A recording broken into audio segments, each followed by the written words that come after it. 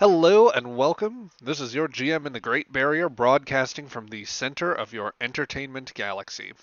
And we are back with Star Trek Adventures Aegis, our 22nd century game following the crew of the Daedalus class vessel Aegis. For anyone ever interested in catching us live, we broadcast this on twitch.tv/GM in the Great Barrier, Saturdays 1 p.m. Eastern Standard Time, and that's 6 p.m. GMT. Links are in the description on the video here, so feel free to check us out. Let's catch up with where we were from last time.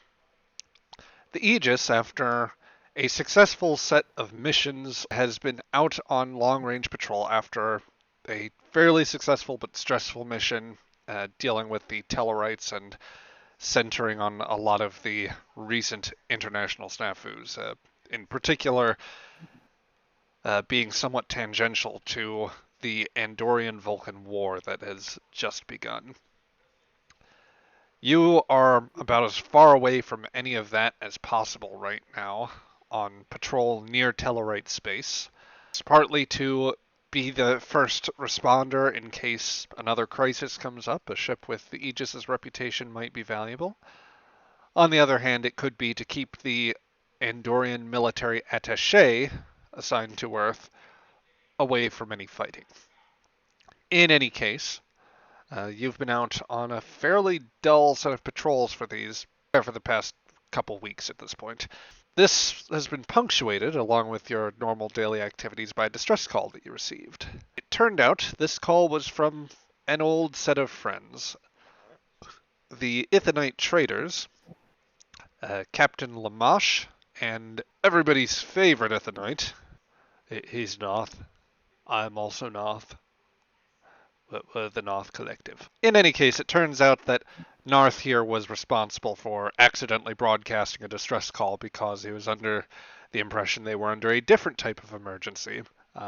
In order to avoid getting fined by Earth and possibly messing up their trade licenses and what have you, Lamash basically offered to give you very steep discounts on anything that you would want to pick up from his ship. So we had a nice little outing aboard the Ithonite's freighter, the Bounty Aplenty. You got in a very nice visit to the freighter, where after narrowly avoiding pet-related peril and realizing that there were a few overblown elements of Narth and Lamash's stores, you did find at least one interesting device in the background, something that belonged to the Xyrillians. A species very scarcely contacted, save for an inadvertent encounter with the NX-01 about 2 years prior. No, it would be 3 years prior at this point. One that led to a very interesting medical incident regarding the chief engineer. I'll say nothing else of. I don't even remember that episode. Was it called Unexpected? I don't know. Sounds right. It was the trip impregnation episode. But yes, you picked that up. You maybe got a handful of other bits and bobs. You got some friendship beads from Narth, who threw them out with abandon when you initially docked. And yeah, they left you on your way as soon as you were able to disconnect. It was after all of that that the Ithanites had left. We closed off last session with a long-awaited moment in Shira's quarters. Very particularly, she received a message from an Andorian general, someone who she has had a bad relationship with in the past, very specifically, whose son she had very nearly carved up with the Nushan, telling her that she wasn't going to see any action in this war, that she was going to be intentionally left out from it, and that if by some miracle the Andorians did come out on top in their current conflict, then when she returned, there would be hell to pay, basically. It is short-sighted, it is just cruel, and It is something that Shira has little other recourse to change right now with as bad as things are going. I think that is probably where we are going to start off here. Or rather, we are going to pick up from that point. Before we do get on with that, for those that are watching in the archive, I'm going to make a note right now. As I've been explaining this, I've been attempting to troubleshoot an issue. Specifically, you may notice you cannot see any tokens of the players here. I promise you, we are all here. Everybody, say hello real quick. Verify that I'm not lying to them. Hello. Hello. Hello. Hi. Yeah, Hello. Hey, yeah. See, everybody's here. All your favorite characters. Um, which, going down the line, there is, of course, uh, Colonel Lillian Sharp, the ship's captain, played by Panda here. Our first officer and science officer, Kiran Patel, played by Drone. Um, the ship's chief engineer, Aleska Romanov, played by Brian. The ship's security officer and the Andorian military attaché, who we presently have on screen, Lieutenant Eula Shira, played by Craig. The ship's chief medical officer, Dr. John Lambeth, played by Ben. And the roguish Vulcan guide, scientist, prisoner, shipmate by the name of Soral, as played by Felix. Roguish guidance science specialist. There we go. Couch surfer. Freeloader. Import and export. Hitchhiker. I love all of them. We'll say it's more on the line of several hours after we left off. The night has passed, and it is getting closer to the early morning hours where, if not hitting the start of your shift, Shira, that you might otherwise be waking up to do morning routines. Though I must ask, has Shira in fact managed to sleep since the announcement that she received? Probably not much sleep there. I think she probably got fed up around 3, 4 a.m. and went to the gym and started beating the hell out of a punching bag. That would be completely fair, completely understandable. Okay, so do you think that she would have headed to the gym like in the middle of the night, or would this be something where you've finally given up on sleep, you know that your shift is coming up, and you want to head out now in order to do that? Let's go out now. Okay. So yeah, after a long night of very fitful rest, you have decided it is time to make your way out of the deck. Would you be going out in full standard uniform, or is this more gym clothes? Gym clothes. Okay. You go through the door and press the button. As you make your way out of the quarters, you find yourself met with a deep chill, just an absolute cold rush of air. Oh, that's nice. Yeah. The moment you step through, you are greeted with a chill, one well past your comfort level, even if you were in your standard uniform. With your gym clothes, this is very much lacking for the sudden weather you find yourselves in. Your surroundings have opened up into a great open night, though only the brightest stars can shine through the ambience of the great gray gas giant that rests to starboard. The ambient light reflecting off of that also illuminates the ice-ridden seas and the distant glaciers and snow-covered mountains of a distant landmass. All that separates you from the great sea are the cold gray rails of the ship that you find yourself on. And all of this would seem to keep you all that keeps you now from being utterly alone is a bundled figure, one in very dark clothing, but whose head remains unobscured. A fellow Andorian, female presenting, I would say, her white hair pulled back into a long I guess Earthers would use the phrase ponytail. Maybe I did fall asleep. I'll holding my arms close to my chest just to preserve heat. I'll go towards the figure. You'd say that she gives a very slight impression of aged. I'd honestly say more seasoned would be more of the approach. She is utterly comfortable in her position over the bow, what appears to be some sort of boat or ship moving under its own power. No presence of sails or anything of the sort. As you near her, you pick up the ambient noise of crackling and crunching beneath from the waterline below.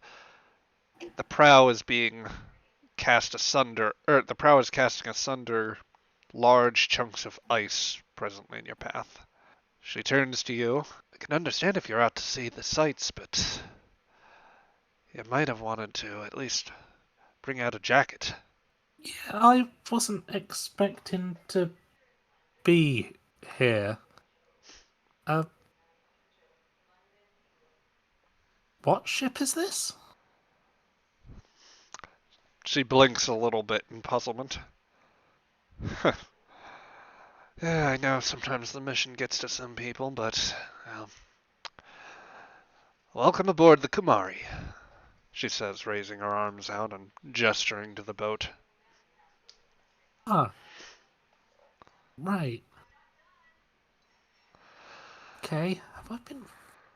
Oh, it's those documentaries I've been watching. They've been getting to me. Okay. Dream's weird. I know, it's real for it's a dream.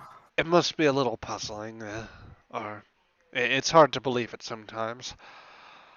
Already on a ship that has traveled longer and farther than any other icebreaker, powered by the most efficient fuel cells our people have ever built, charting the first sea route around our world.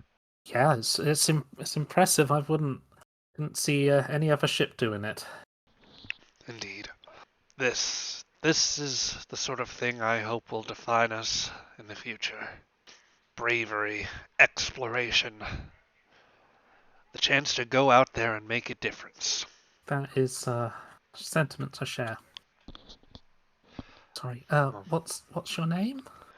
Now I know that clearly you either had a bit too much ale or maybe you're just a little less rested. Or are you feeling well, shipmate? I have not slept well at all. Oh, well, best to go get that checked out when you don't recognize your own captain. Right. Yes. Sorry, Craig, Captain. give me a reason and command roll difficulty 1. Oh dear. Okay. Reason. Oh dear. And I'll tell you what, take command. an extra die for free. This is Andorian Oh. history. Or at the very least a focus.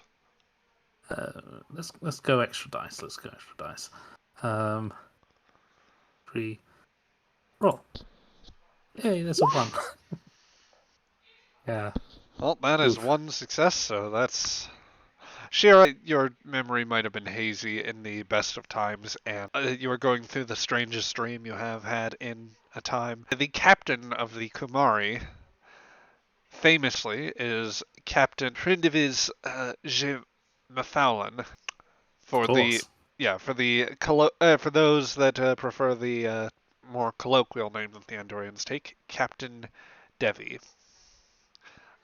The first captain to have circumnavigated in the planet of Andor. It's an honor to be on board your ship. I just touched the railing just to. Is it cold? It is frigid. It is like not even comfortable for you. This is either a late night or early morning on, if you remember your history right, one of the northern extremes of Andoria, or Andor rather. It is far below the pleasant threshold for you. Yeah. It's I just look over my shoulder back towards my door.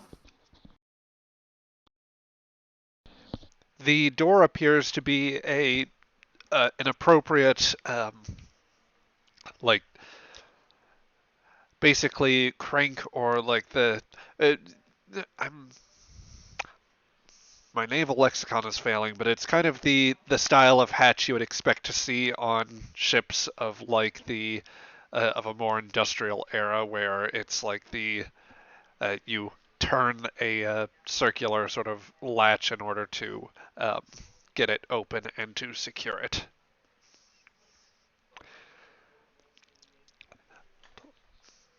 I'm just gonna open the door Okay. just to. Okay. Let's see. Give me a D6, please. A D6. Okay. Da, da, da, da. 6. Okay. You find yourself back in your quarters. Uh, the door closes behind you with the standard whoosh of the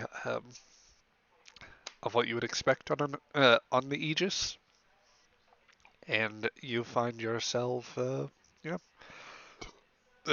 The room is comfortable, though bordering a little bit on too warm at this point after your brief trip outside.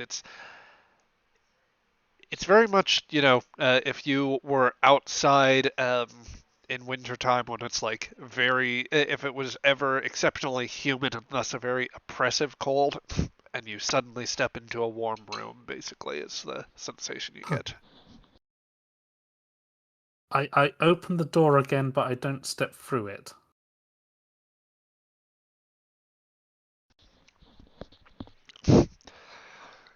Uh, you see ahead of you a corridor, and walking down the hallway an individual. Oh, hello, sir. Hey, hi, Lieutenant. I, are you feeling well, Lieutenant? I'm an ensign. I'm Ensign Oh, Creighton. that's right. Sorry. Yes, of course. Yes. Should Sorry, I gave you an inverted promotion. Sorry about that. An inverted promotion? Wouldn't that be a demotion? I don't think I can get demoted. Or don't send me back to the academy. I'm sorry. I don't know how Starfleet does things. I like my Yeah. officers' quarters. You didn't feel it like be really cold all of a sudden, did you? Uh, well, no, I don't think so. Honestly, for you, I'd be afraid if things were too warm. Right. So nothing cold. Do you need me to call Dr. Lambeth? No, that's fine. That's fine. No, I was just I had a confusing dream. All right, sure thing, sir. Well, rest well. I'm Yeah. I'm sorry. You notice that he's holding a like large mug of something steaming. Uh, Sorry, I just needed to stop by the mess hall before Lodso woke up. Get my tea. Good idea. I'm Yes. going through my archive of the Looney Tunes, sir. Oh, good. Well, and those are something to do with your moon? Oh, it would take too long to explain, and you maybe need an extra 30 minutes, sir. So, you enjoy, he says, holding up his mug to you, in a toasting fashion. Yes. Have a nice day. Oh, so, Crichton will walk on down the hallway. Anything else you wish to do at this moment, Shira? Um, she's gonna stand there for a few minutes, just trying to think before deciding to head to the gym, like she was planning to. Okay. Well, as you take that moment of time to think, we will go elsewhere in the ship. Let's see. I do have a particular scene that I would like to proceed to and that I've chatted with, but before I do, I wanted to ask, did anybody have anything else that they wanted to do, or did anyone want to particularly spotlight something?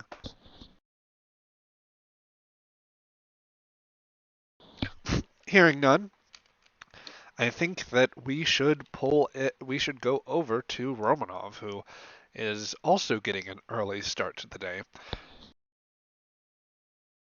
Now, correct me if I'm wrong, Romanov, but I think that we were plotting to check out a certain something that you acquired from the Ithanites. Yes, this is something I've been looking for a long time, like Indiana Jones level looking. Indeed, So, indeed. Um, she's probably up pretty early. well, And she's probably going to go down and check it out. What time does her shift start? How long till shift? let's see. You've probably got still, at this point, I'd say there's a couple hours time you might have normally spent eating and showering or like tending to your daily regimens throughout the day, but Oh, that all if it were happens in that all happens in 10, 15 minutes. Shower, literally walk by, grab a sandwich from chef, and head right down to that cargo bay. Yep. And military style, done in 20 minutes. Yep. So let's see. I just need to empty out a cargo bay set here. Let's see. And She'd be thinking a little bit. She would be a little concerned about Eula as well. That would be the other thought on her mind. She knows that Eula's in difficult circumstances, but she figures Eula is still asleep. So, indeed, indeed. Let's see. Well, let me ask. As far as this little venture here, since this is something that might require this is something that may require the help of what's its face, more someone with more scientifically oriented attitudes or like specialties. Is there anyone in particular you would want to involve in this?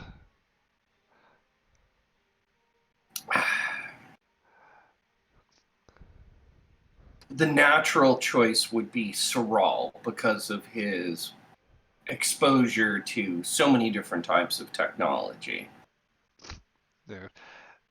Fair. I don't know. Had we actually discussed the nature of the artifact before that the Athenites had found for you? No. Okay. We haven't actually done too much discussing of it. Fair enough. Well, I'll say that early in the day, as you are getting things prepared, let's actually move this down to the cargo bay. And you know what? I'll invite both Patel and Soral. They're both scientists. Okay, let's see. While this is, while we're getting it set up here, let's first get this down to the cargo bay, as I've been saying. You are met, for starters, by Chief Fernier, the ship's quartermaster, and somebody who has been taking on a lot of other sort of odd jobs in engineering.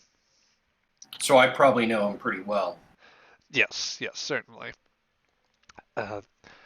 Fernier, who is rummaging through some of the cargo containers, finds the labeled one from the Athenites. Yes.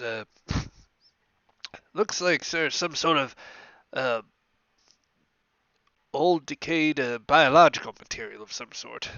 That this North fellow left a note. Mummy stuff.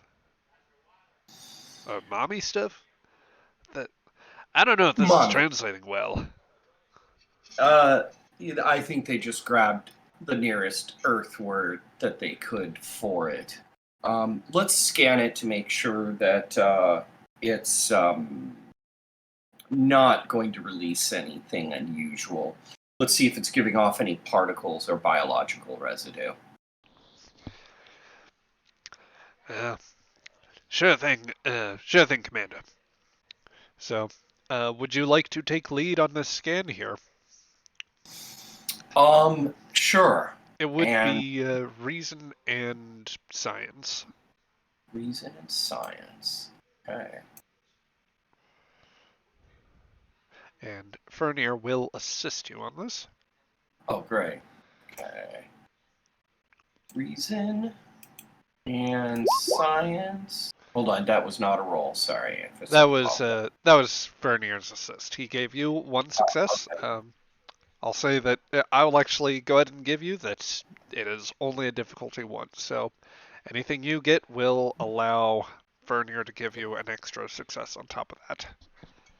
Okay, let's do it because it is a piece of alien technology. Well, you score 1 success as well, and yeah, with that, with Fernir's assist, you earn a point of momentum. Before we go into the results of the success, would anyone like to be the designated momentum officer today? I can do it today. Thank you there, Drone. Let me, well, if you'd like to go ahead, well, if you can draw it, I'm not sure actually if the settings are properly done. Okay, and when I did this, I did invite Patel and Saral down.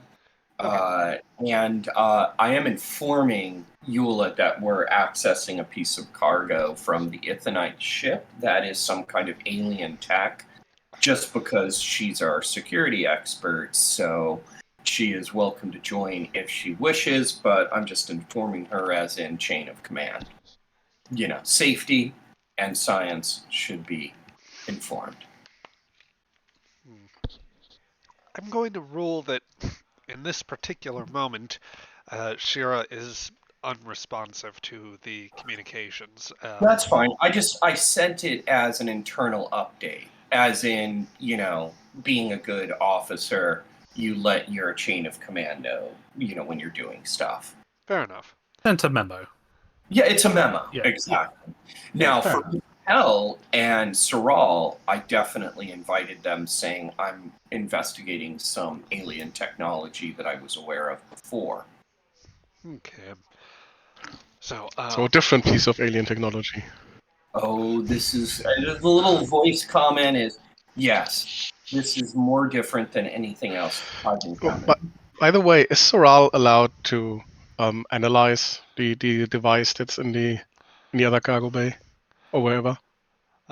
the question hasn't been put to the captain yet. I think that she's just had a regular rotation of people keeping it secure. Their precise orders, I don't know yet, but I'll tell you what, if Panda, you want to DM me there on that or post in the Discord. I mean, did Romanov? CC'd you, of course. Okay. Of course, you're the CO, and she loves you. Yeah, there'd be a pair of Makos, and they certainly would not be. Well, yeah, no, they'd be in there. Yeah. And just as an additional safety, containment protocols on the cargo bay. Oh yes, 100%. And some. No, wait, I'm getting confused. We have two devices on board right now, right? I meant the one that is like transmitting without a power source. The Xyrilian tech is what Saral was asking about. Oh, but this this is something entirely different. Mr. No, that's why I'm asking, because if he's allowed to analyze, and supervision, happy to have Makos there and just stare at him menacingly. But that's where he would be, like at every hour probably. That's why I'm asking. Yeah, when it comes, okay, so the Xyrilian thing is definitely has at least one Mako guard, but aside from that, is just has a scientist there to keep an eye on the damn thing and look at it more deeply. If Saral wants to look at the damn thing, he can. you're in enough trust. As to Yeah. the super alien artifact, that thing is being guarded like a hawk because we have no idea what it does. And it Yeah, no, caused- that's that. He has no idea. No, but Yeah. he'll be there analyzing with other scientists or staring at it broodingly because he gets no results. Okay, so Yeah. well, I think that just because we hadn't had a chance to set this up last time, I'm going to rule that the permission for investigating at least the Xyrillian device only came in this morning. In a, I don't necessarily think Sharp necessarily got up terribly early for this, so much as there may have been a late night bender involved that Yeah, probably. finally got to the request. Yeah. But yeah, for you guys, this is early morning. Saral, Patel, you're getting up at fairly early hours. I'll let you set. Do you think, for your cases respectively, either of you has had much sleep, or are you getting into, or either of you getting into something caffeinated, or is it like, how would you carry yourself this early in the morning? Patel's freshly showered. He just got done with his morning run around the primary hall, and he's walking in, and he's got like in his arms he's carrying 3 different types of like scanning equipment, and like piled on top of that's like a big journal and a notebook and like a pen, and he's ready to do some work in here. And Saral, what would you say?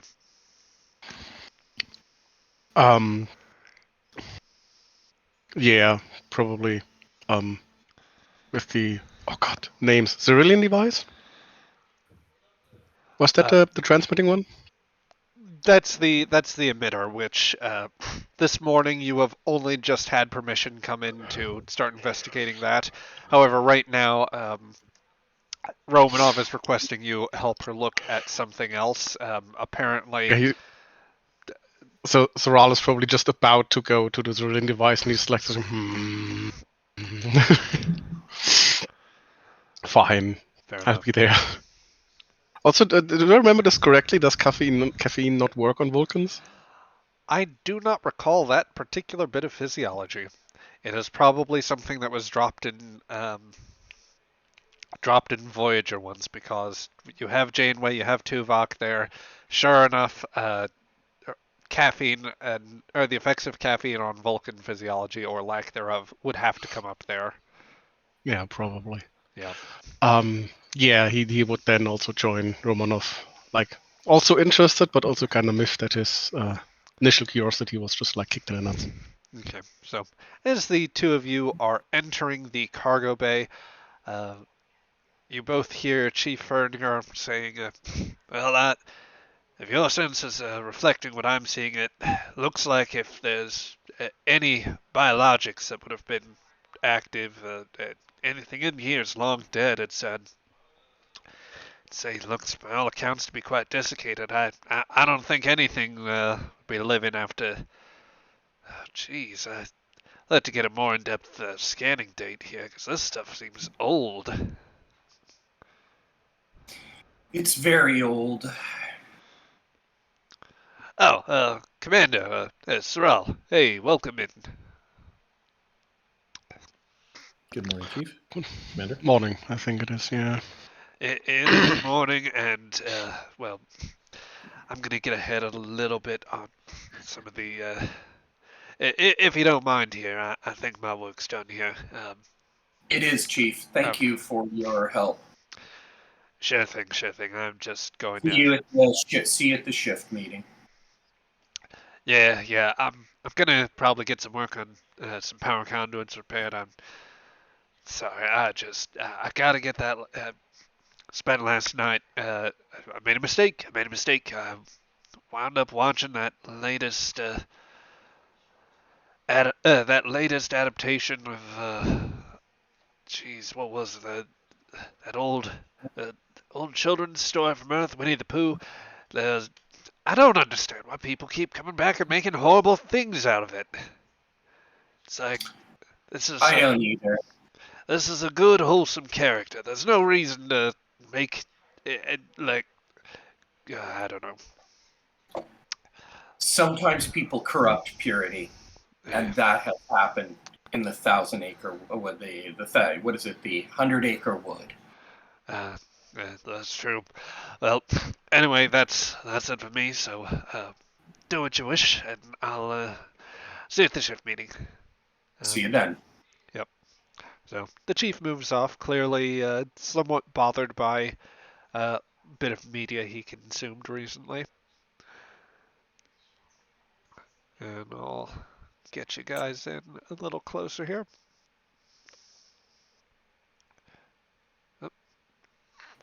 So yeah, the three of you are in the cargo bay. There's probably some Makos nearby.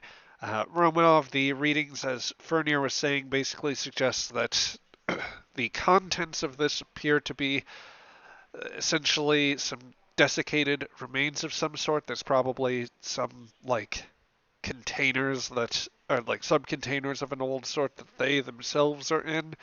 But it's, like, the only things you can very obviously discern are that there is no risk of biological contamination from you, or that, or rather, from the artifacts, and that there's no signs of, I don't know, any other sort of bioactive substance, just something very, very old and well preserved. Okay, now, when I encountered this thing before, it knocked me unconscious for what, 6 months? Well, that was, so I should clarify here. The objects that you have, purportedly, they are artifacts extracted from the same site location as the artifact which had previously knocked you into a state of not just, well, not so much unconsciousness as it was, like, just completely threw your brain out of whack. Okay, now was that from direct contact with this piece of organic technology, or did I bump into some non-organic technology? If memory serves, your encounter had previously been with what appeared to be some sort of stone column of some sort that had plummeted its way through the basically had been found in what appeared to be the wreck of a very old ship, and had plunged at least a couple decks through the down through the ship. Okay, so this is a biological residue from the same archaeological site as let's just call it the monolith. Is that about right? I think that's as fair a description as any, yes. Okay. I'm going to explain that quickly to Patel and Saral, so that they understand this came from so that they have reference. Yep. In case would you like me to go back off sort of the broad strokes of this bit of background, or would you feel more comfortable saying any of this yourself? I'll just tell them. So I encountered a stone monolith on a ship that messed up my neurology for 6 months. That's why I got sectioned 8. I have been looking for that monolith, and this particular biosample is from the same archaeological site.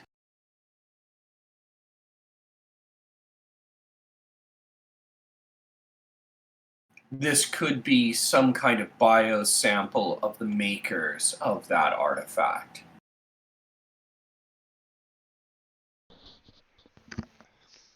Very interesting. And Patel is unloading his various equipment onto like I imagine there's like a table or something, like a little trolley or something where I can. Yeah, and another quick question. Assuming you guys can hear me, let me know if I have any problems with you guys hearing me in voice.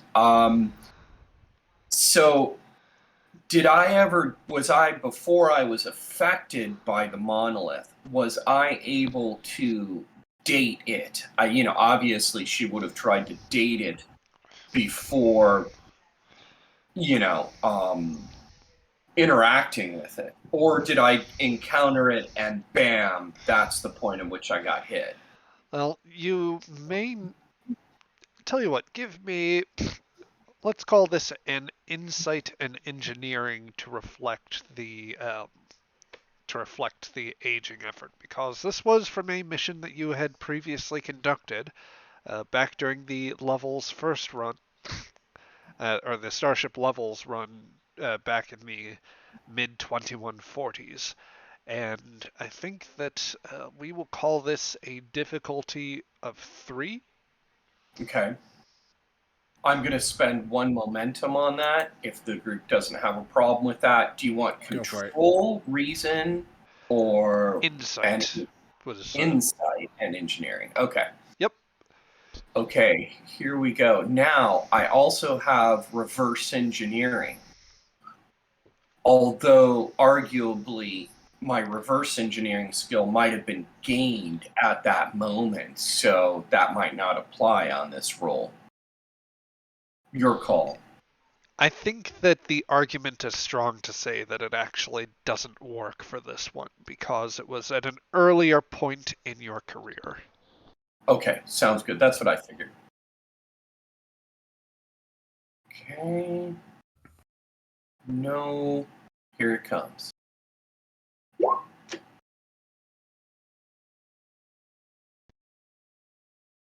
So, your efforts to carbon date the previous wreck were not entirely successful. You couldn't place it precisely. You are fairly certain that the material in it, however, at least as far as you can date some of the last changes, probably happened sometime in the past couple millennia. You don't have anything more precise from that as far as the objects there. At least nothing more that came to mind. The Levels equipment back when you were conducting that survey or that excavation, it proved a little bit more difficult. Or well, yeah, it wasn't to, yeah. Okay. So this was listed by the Ithanites. I'll look over at my compatriots and friends as a mummy. This could very well be a body of one of the individuals or someone from the race that made the monolith. And the monolith, I can say it's over 10,000 years old comfortably. Probably closer to, I think that actually with the revision, it's close to 4,000. Okay, so about 4,000 years old, maybe even older, when I dated the monolith itself.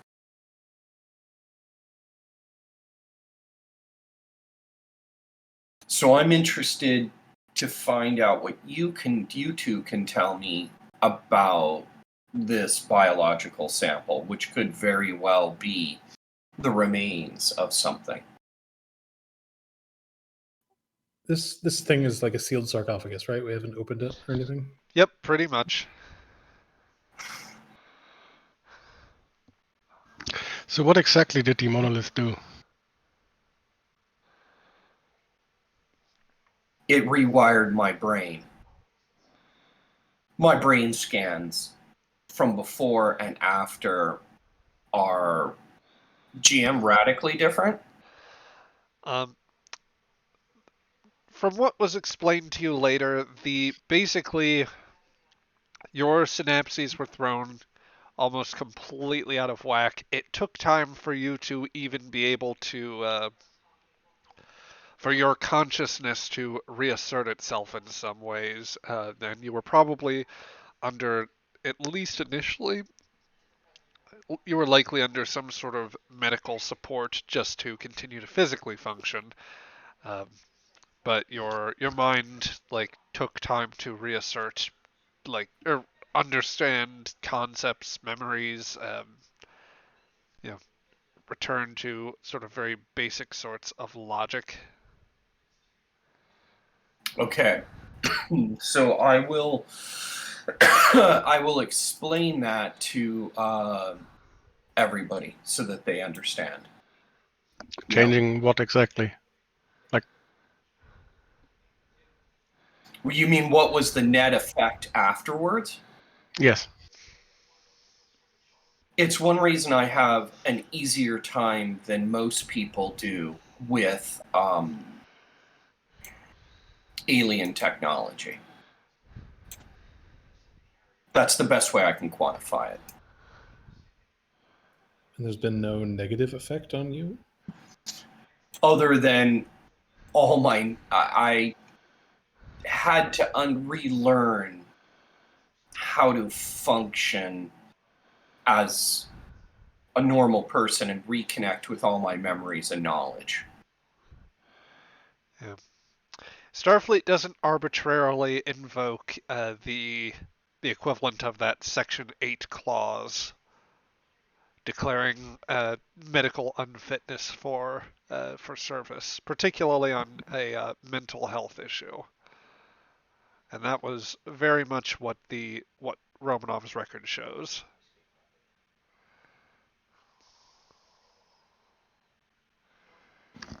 Hmm. It was actually some of the disciplines of your people, Saral, that helped me. Oh. I don't think I could have survived it had I not undergone the Vulcan tutoring that I experienced. As you well know, you've met my mentor. Indeed. I'm glad it worked for you. So how like I'm sure there have been like scans of the sarcophagus already. Like can we like what's the word, like get a thorough penetration of the whole thing and we get like a complete image of it, or is it like shielding the inside? So I think that it's possible to get some scans. There may be this will be a difficult task in order to actually get a read on it, but it is possible to. Excuse me. It is possible with the scanning equipment you have on hand to get a better sense of the interior and possibly ask some questions. Nonetheless, I think that I'm going to. Well, I'll tell you what, this will. Going back over my notes here, but I think some revision is in order. This is going to be a highly difficult task because of the age and materials you're working with. I am going to set this to a difficulty 4 with a reason and science task. Can I Spirit of Discovery Oh, to get 3 momentum? Because we have none right now. That is true, and I believe that talent would apply in this situation, though I don't recall if that also requires you to actually invoke the value in some manner, which, for flavor, if you want to, then go right ahead. Okay, it just says it's like a determination spend, so. Okay, well, let's see, yeah. Although, I'm trying to think of what makes more sense, to do that or to save the determination for other things. Well, I mean, the momentum will give you a couple dice if you want to take the lead on this. The determination would just give you the auto crit, or the guaranteed auto crit, or the reroll. But if you take the reroll, then you're only working with 3 dice in the pool between yourself and Saral, or Romanov, depending on who takes the roll. Come again? I was saying basically there are different advantages and disadvantages of using determination versus momentum. More momentum is just guaranteed more opportunities to gain the dice, whereas The determination is either a guaranteed auto crit or a reroll, although with a reroll that's only affecting 3 dice in your pool, with whoever leads and whoever assists. What's the difficulty again? The difficulty on this task is 4. Hmm. It is a reason and science task.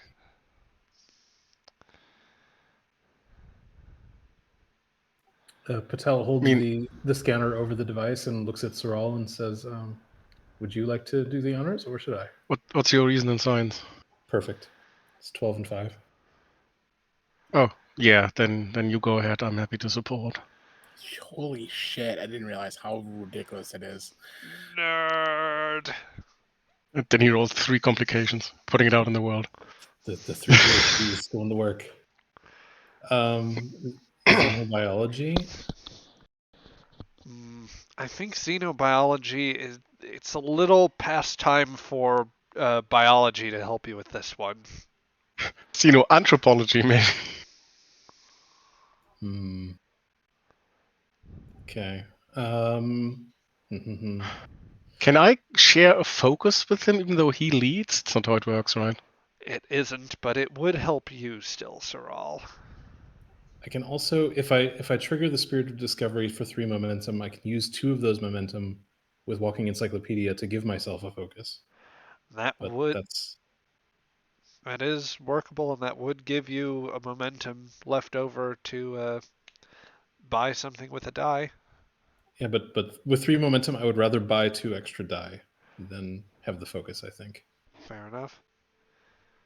Well, I leave that determination to you. How do you wish to play it?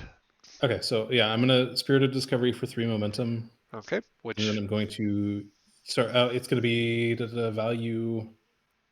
Can't be too excited for exploration. Yep, this is definitely a time to be enthusiastic.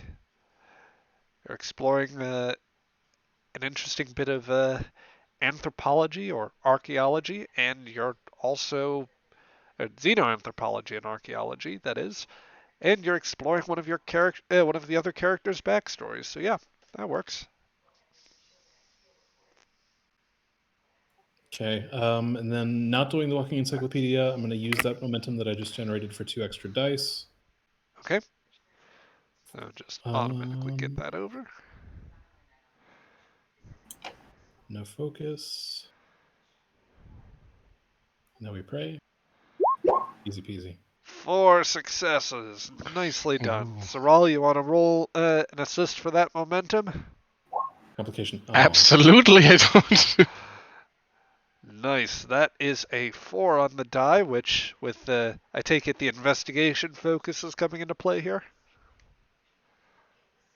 Yeah. Or either that or sensor operations, since you are working with some specialized scanning equipment. Okay, so yeah, this will give you a pretty good semblance of the contents of the container.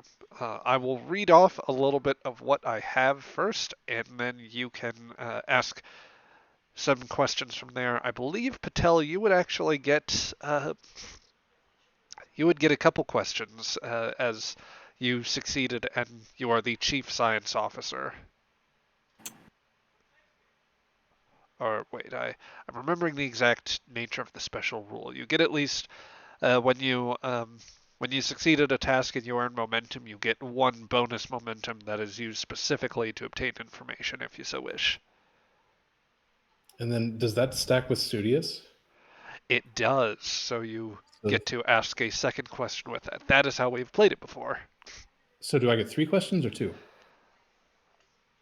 Oh, I've now confused myself. Okay, so you get a bonus momentum as the science officer, and then refresh my memory on Studious. I don't have the talent in front of me.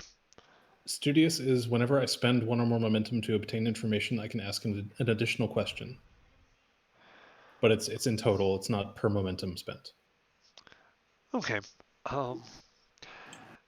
Yeah, then if you just use the bonus momentum, that should be 2 questions there, and then you have 2 more points of momentum, so you could ask as many questions. You could ask up to 4 questions with that. No, I can ask up to 3 3. because Studios only triggers once. Yes, but I'm saying you have 2 momentum in the pool now. You get a Okay. you get a bonus momentum just from being science officer that can go expressly for that. And Studious, I would allow to trigger with that. I'm probably mixing things up, and I apologize. Anyway, That's fine. I'm gonna keep it simple and leave the 2 momentum that we have in the pool. fair enough. So, do we have ideas for questions? Well, first let me tell you a little bit about the contents of the chamber. Um, to say that the contents consist of a mummified entity is probably a bit of an exaggeration, and thus maybe the idea of just mummy stuff as Narth so creatively denoted it. It lends itself to a little bit more precision. While the contents are the contents of the containers do contain biological remains, a lot of it is actually not it's not like fully intact. Or there's a lot of like unfortunately it seems like most of the contents are actually remains that were badly like scattered or compressed in different ways. Based on what Romanov has told you of her previous encounter, the whatever beings resided in here originally, they were very likely aboard a doomed ship of some sort, as denoted by the wreckage that the Lovell had visited some years prior. And when this ship crashed, a good number of people probably died very suddenly on impact, and whomever survived took some effort to make sure they were contained. So there's a lot of material is just completely unrecognizable or usable beyond like kind of what bits are collected there. There are some parts in there that suggest maybe more significant remains, rather gruesome for the people that would have had to have collected these, something on the order of maybe an arm or a foot in some parts. Like, it is a lot of remains, essentially. There's intermixed with the biological materials signs of, like, probably bits of ship components, or at least materials, parts that could not unfortunately be separated after the considerable damage that was incurred. But it suggests the remnants were from a long, possibly pre-warp ship of some sort, or like a very old style of construction. Or at least the stresses do bear out that it was an older style of construction, and that indeed these remains came from probably sometime in the past millennia or two. So I will open the floor to questions now, and you may talk amongst yourselves about what you would want to ask. Yep. We have, I think, 2 without a momentum spent. I have a clarification question. So the remains that are like the sarcophagus itself, or like also inside the sarcophagus, seem to indicate like a pre-warp ship. Is what you said, right? Yes, there's basically between the nature of the construction materials, the stresses that they've undergone, and like particular bits of evidence from the construction material here suggest this vessel may have been pre-warp. But at the same time, the obelisk that affected Romanov suggests highly advanced technology. Of a sort, yes. Probably post-warp significantly, unless really weird technological developments, which is possible but feels unlikely. Do we have any? One possible question would be if we can. Are they roughly the same age? Like there must be some data of the obelisk somewhere, and this one is roughly the same age, or is it like two wildly different points in the species history? Would you like to ask that question? Yes, I like that question. Okay. So, what limited data you have on referencing the obelisk, or monolith, however you want to think about it, shows that the readout suggests that the monolith, it was like when it was found aboard the ship, it was determined that it is older than the ship that it was on. So it probably the monolith probably predated it by at least a couple thousand years. So whether that doesn't necessarily tell you much about whether it was built by the same people. Indeed,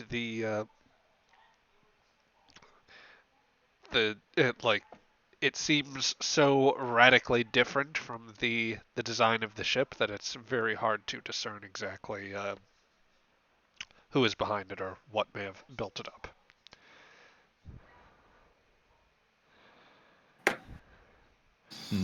Other questions? Since this came from a destroyed ship, and I'm an engineer, and I deal with ship damage, can I deduce, with Mr. Patel's help, the nature of the damage that happened to these pieces of crew from that ship? I'm going to rule for free because this was from a mission you had been on so long ago that no one was ever able to discern what ultimately felled the ship. There's some sort of catastrophic failure of some sort, possibly an accident, a great deal of hull stress. There might have been some holes found in the ship as well that could have suggested some sort of weapon damage too. It really just seems like an intermix of different things, but it is so far past the time that the ship had crashed that discerning what precisely caused that is well beyond your capability. Any Got it. residual energy or had passed. There was it dissipated. There's no power to the ship's computer systems, which were completely non-functional. It was just an absolute lost cause. The monolith was the only interesting thing there.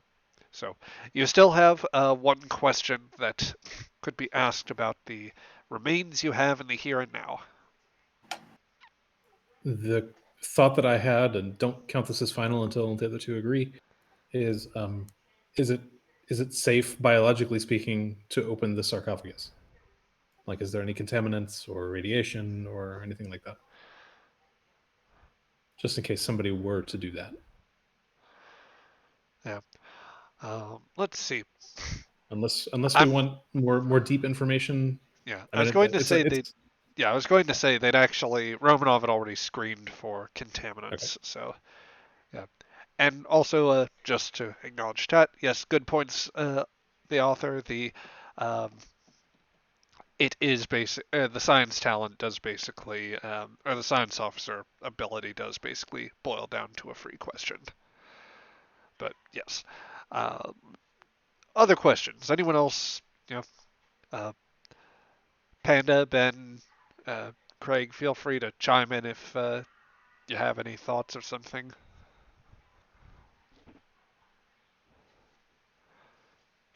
I got nothing at the current moment.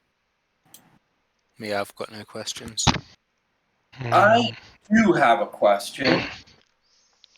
Is there any sign of neurological material in this biosample? And does it seem like the DNA is similar?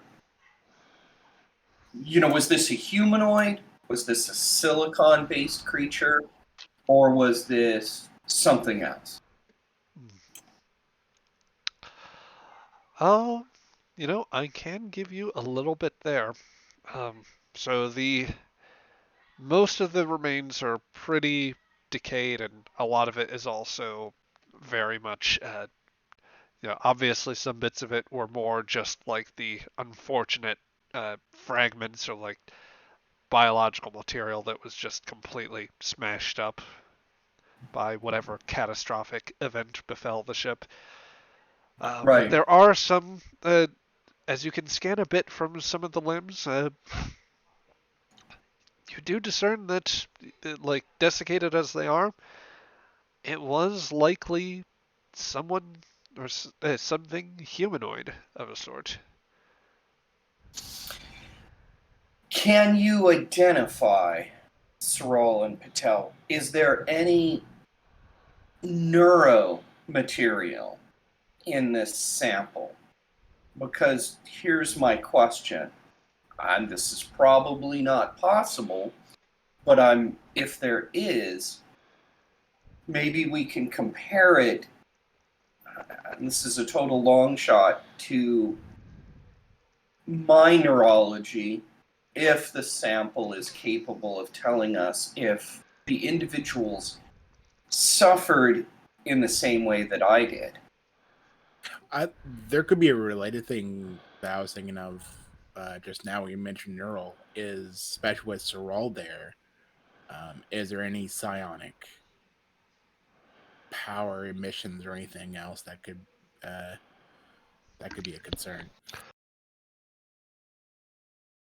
I think from the scientific standpoint on the first question, it definitely looks too far gone for that.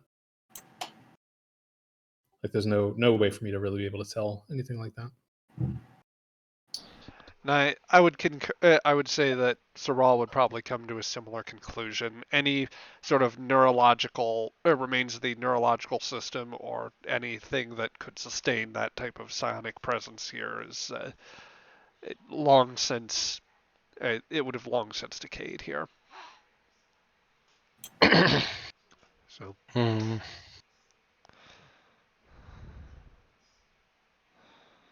I mean, this is Star Trek. Someone has to touch it at some point. Yeah. Does anyone want? And then sent back 4,000 years into the past, and they experience a lifetime in a second. Does anyone want? Yes, and gets the flute as a reward. It's like, damn it. Does anyone want to touch the sarcophagus?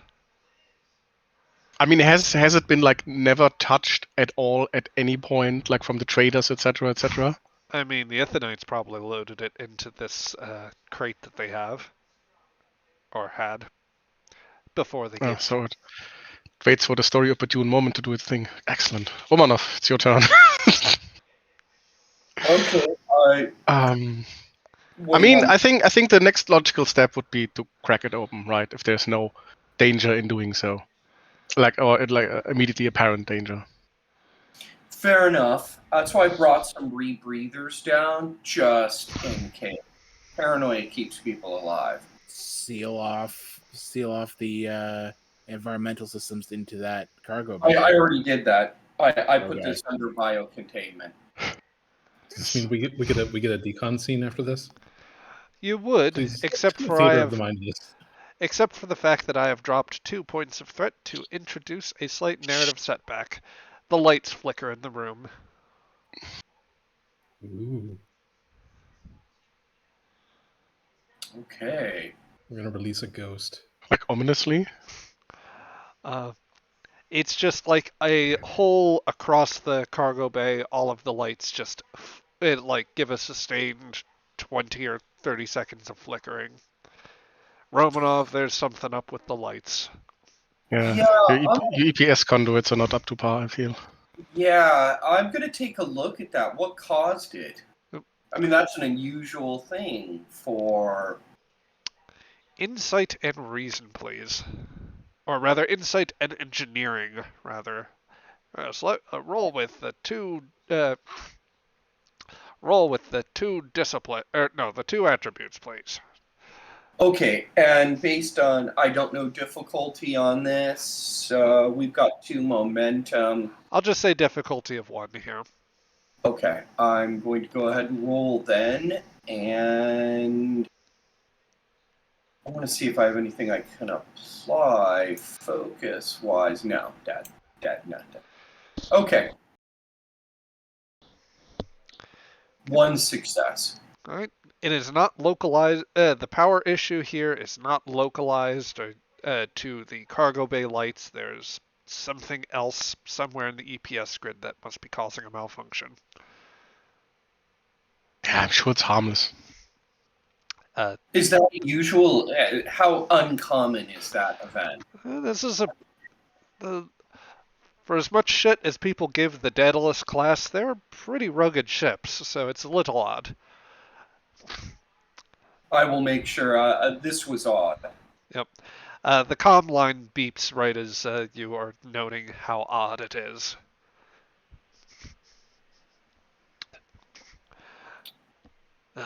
Engineering to Cargo Bay, Commander Romanov, are you still there? Yes. Yeah, we're getting a few odd issues reported throughout the ship. Just a few minor issues with the lights, minor blips with internal sensors. It's just a bunch of bugs just seem to have popped out of nowhere in the system. I'm getting teams on it right now. We're checking the conduits, but I thought you should know. You can probably keep doing what you're doing, but if you got the free hand. Look over at my compatriots. Do you think we should pause with this until we identify what happened? That if it is, it's an extremely unusual correlation. I mean, I assume our scanners have not picked up any change in Absolutely none regarding the object.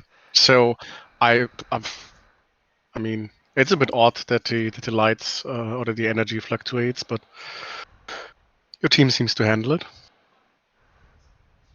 Okay, let's proceed then. Okay. I will send a memo up to the boss just to let the boss know that there was an EPS issue when we were playing around with the sarcophagus. That memo is coming to you, Captain, as you find yourself floating around in your room, the deck plating and lights flickering intermittently.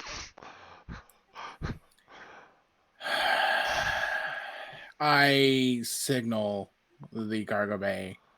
Lobby time's over. Romanov, you're definitely needing an engineering. Permission denied. Okay. So, And could you send a team to the to my quarters? The deck plating's off. Yes, I can. so you are I forced. look over at Patel and Saral and go, this, I can't even come up with an idea of how there would even be a correlation. I mean, it doesn't exactly look there is. I mean, you take care of the ship, and Patel and I can continue.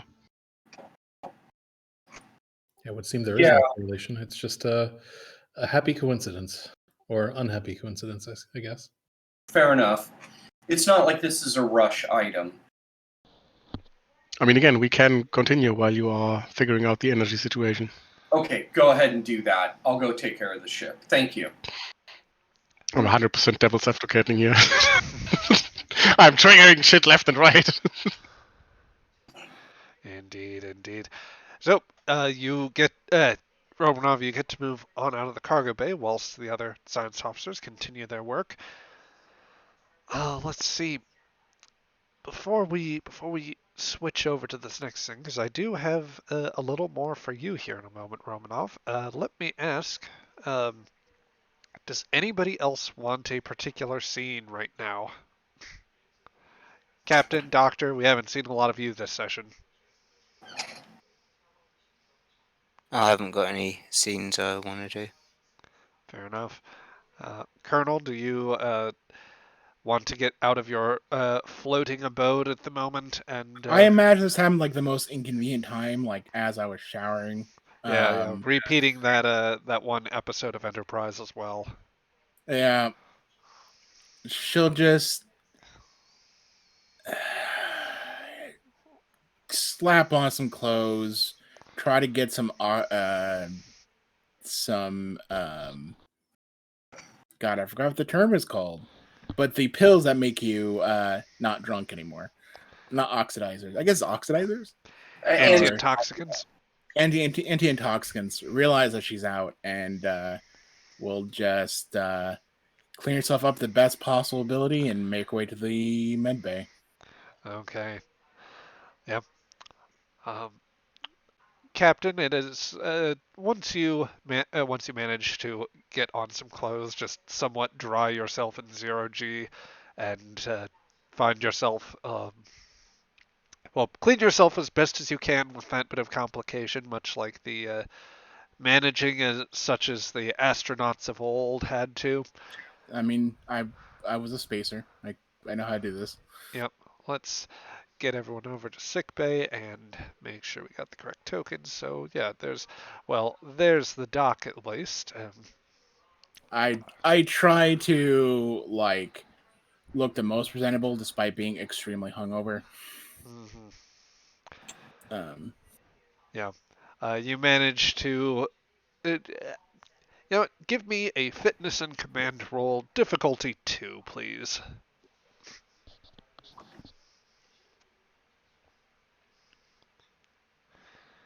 Ooh, first roll of today. Let's do it. Yeah. Fitness. Command. 2 dice. Let's see if the new sheets still work. I'll do narrative. Sure. Okay. Captain, between the fact that the lights are still flickering a little bit, the deck plating right as you are about to enter sickbay goes off a little bit, or you lose a little bit of that artificial gravity pull. When you come into when you come into Dr. Lambeth's sickbay, you stumble in, managing to look much less composed than you actually were. You don't lose your footing altogether, but it's a tough recovery and probably enough to throw off your initial introduction here. Patel, the captain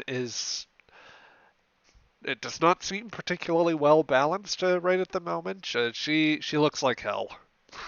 You mean Lambeth? Doctor, Yeah. Sorry, you can just it's been a hot minute. yeah, Captain, Doctor, you you- can just Need a hand? I'm fine. She just like firmly and irritably just readjusts. There's probably like bags under her eyes, or a shadow under her eyes, rather. I've seemed to be run out of my. I had a supply of anti-intoxicants. If you can just supply me something for the day, Doctor. If not, supply for more later. All right. I can definitely get you that prescription filled. Get you one of those. He'll go over, shuffle up to the shelf. Yep. Is there a and as he's getting it out, he'll ask, is there a particular reason you need these today? You don't seem to be in great shape. Can Doctor, if you can just she just motion her hand like the gesture of lower, and also the lights a little bit. Just All right, he'll. Would there be anybody else in sick bay now that would be affected by me dimming the lights? Nobody's presently come on for the next duty shift, and there's not any critical work here that would require nothing that would require you to keep the lights up. Yeah, all right. he'll dim the lights a little then, and like that better. Much. I don't know about. It might just be me, but obviously I can get you these anti-intoxicants. But a captain who needs the lights dimmed on their ship may be in the wrong line of work. It's just a bad morning. That's all, Doctor. I can deal with it after I get this out of my system. Right, well, if you have any more bad mornings, do come and see me. There are things I can do to, I mean, I'm responsible for the health of the folks on this ship. And if this is going to be a recurring problem, then I need to do something about it. Not recurring enough to be a concern. I can manage. Right, well, Well, we'll have to see about that, because I'm the one who gets to make that decision in the end. Of course, Doctor. Out of character, Zach. How's my headaches doing? It has been relatively mild, I think. You haven't had much reason for it to get worse lately. All right. How's the expanded infirmary been for you, Doctor? Well, it's been wonderful. I've had no problems with the resources here. It's been a bit more work to get everything organised, but I don't mind that. The impromptu secondary nurses not giving any trouble. Oh no, not at all. No, they're doing an excellent work. Good. She just sits down trying to adjust, looking a little embarrassed. She'll rub her eye, her left eye. Yeah, well, take as long as you need. I'm not particularly busy right now, as you can see. Just need the anti-intoxicant, Doctor. Yep, there you go. Thank you. Have you encountered any glitches down here? We've been having them across the ship. Oh yeah, some lights flickering, but they seem to be dimming fine. The critical medical systems working just fine. Were there any issues with the critical medical systems? You haven't had a whole lot of actual light issues. Actually, You've been sick bay has been an absolute easy job right now. Paperwork's well in hand. The lights are working perfectly fine. Gravity hasn't had a problem. You've been able to sit back with your Vulcan mystery novel, and it's been perfectly simple. yeah, I mean, I've barely even been aware that there were any issues with the ship. Yeah, it's certainly an oddity. This old ship seems to be doing pretty well by itself normally. Obviously, if there is I'll make sure to take extra care if there is any potentially life-threatening stuff that comes through, because a lot of the critical medical systems we won't be able to know if they're working until we try and use them. So if I'm needing to, I'll take into account that there might be glitches. Just run diagnostic. Now that I mentioned it, Right, I can do that. In fact, if you're throw it over to Romanov, and I'll make sure she has as our priority. Yeah, I'll throw some details over to Romanov. Great. And I guess he'll, make sure he's got the bookmark in his novel, and or I guess it'll probably be digital, but he'll close that down and start running diagnostics. Yep. I mean, it's Star Trek. It can be either. Yeah, I think it probably would be digital, because he'd have got it. Again, it's a Vulcan book that he probably wouldn't have bothered to get a paper tome. I don't think he's the kind of guy who uses paper much anyway. Yeah. She'll just rub her eye again and say, "All right, thank you, Doctor." She stands up, kind of shifts her feet from one side to the other to make sure she's feeling better, or getting there, and nods. As you were. And Yep, you we'll walk do. out. Felix, I have to say, I have renamed someone because of that comment there. So, as you step out, you find yourself back alone in sickbay, at least for a moment, um, before a robed figure comes out from behind. Most curious. Hmm. The mysteries of what is going around on the ship appears to be induced by a whole separate issues, but I am more concerned with the mystery of the hung-over captain. Are you not?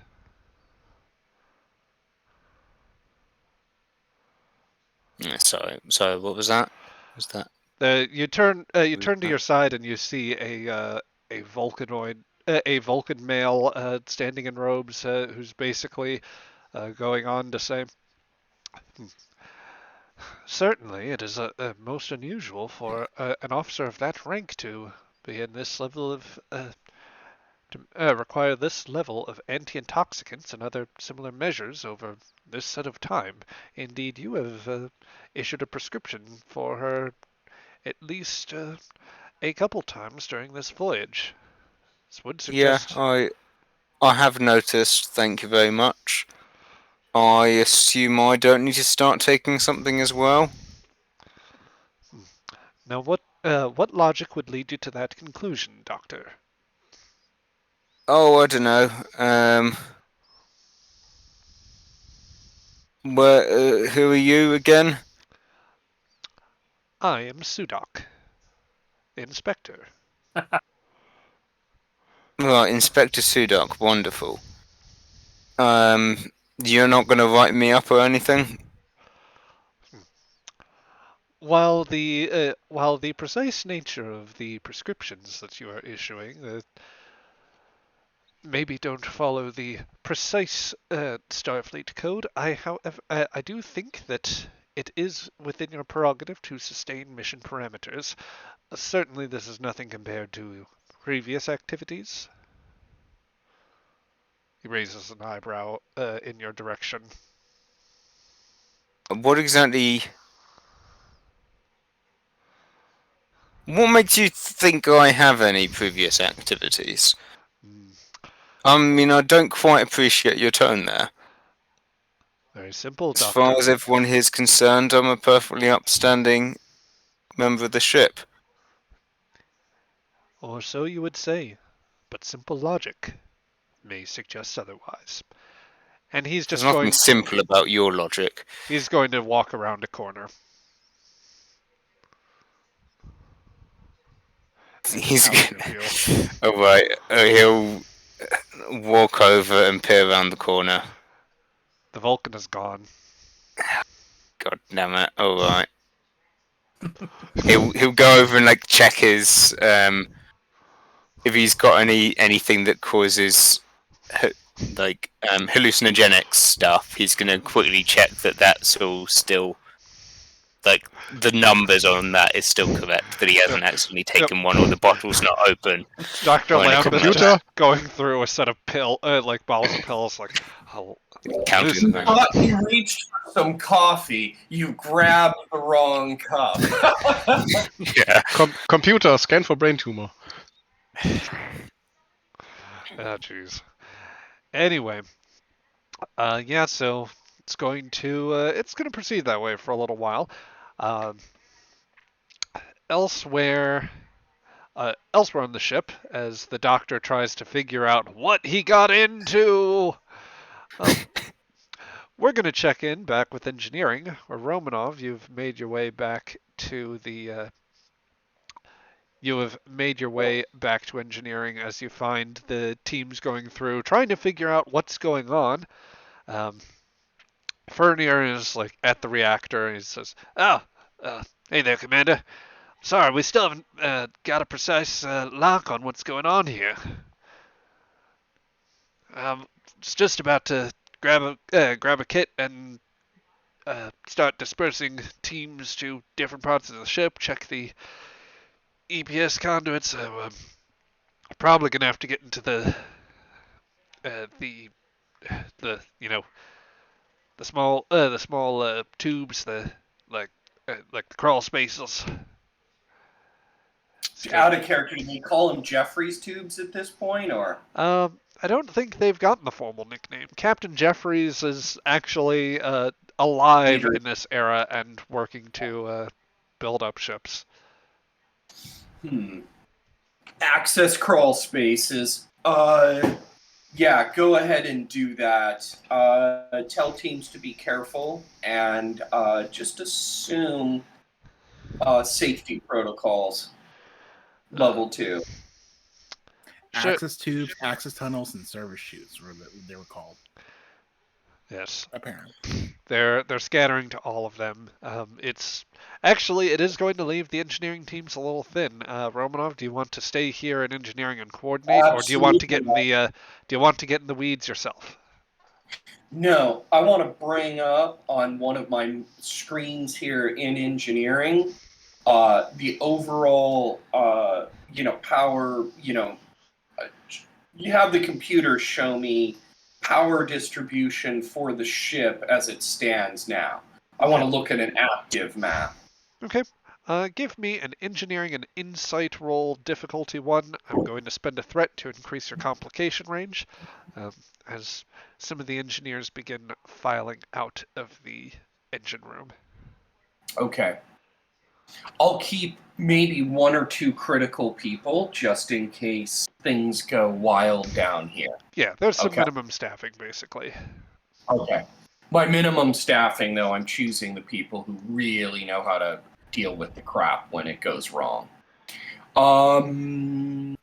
Let's see. And you want insight and engineering, right? Correct. Okay. And I have electroplasma power systems as one of my focuses.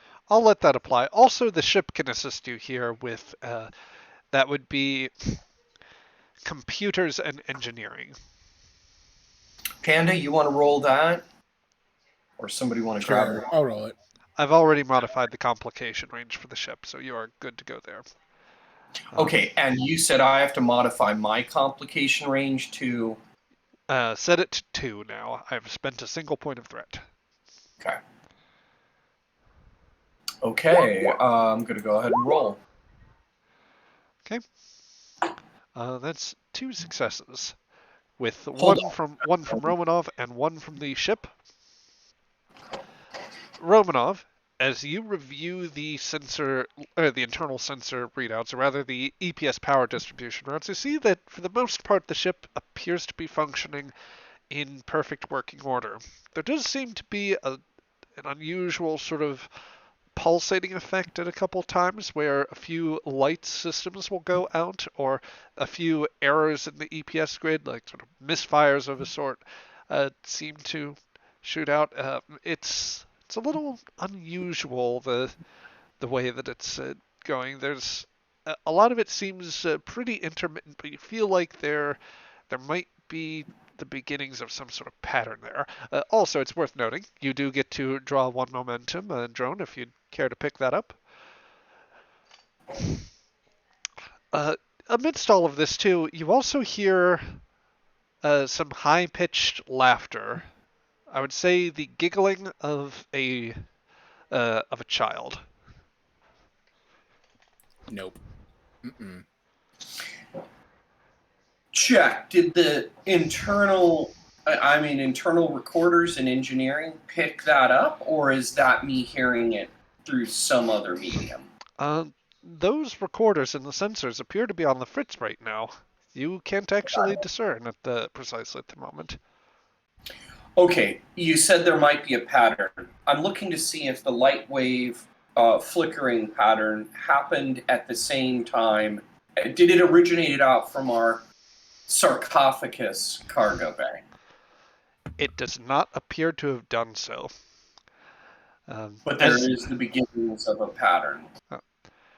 As you think about, you think there might be some sort of pattern emerging. It's still forming in your head, but it doesn't seem to relate to that. Nonetheless, as you think of the sarcophagus, you hear the laughter once again.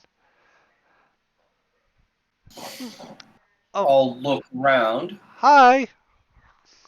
Hi. Standing at about maybe like 3 foot, a little over 3 foot tall, and not entirely in, say, full color, almost like out of focus, even as you are looking directly at them, appears to be a uh, small child. You would guess female, but it is a bit uncertain. The hair is worn slightly longer, which you can just discern over a hood they're wearing. It seems to be like some mix of something utilitarian and robed, like maybe a bit of a tunic, perhaps. Uh, uh, are you busy? No. And you are? If not busy, then she runs up to you and bats your leg. You're it! I'm it. But hey, wait a second. She starts running around towards the door of engineering. But I'm gonna follow. as you give chase to her, she can't quite reach the door, so she takes an abrupt turn. She's just staying out of your reach, and she pulls open a panel, or rather, yeah, she just pulls aside a bit of panel, um, and crawls into a hole.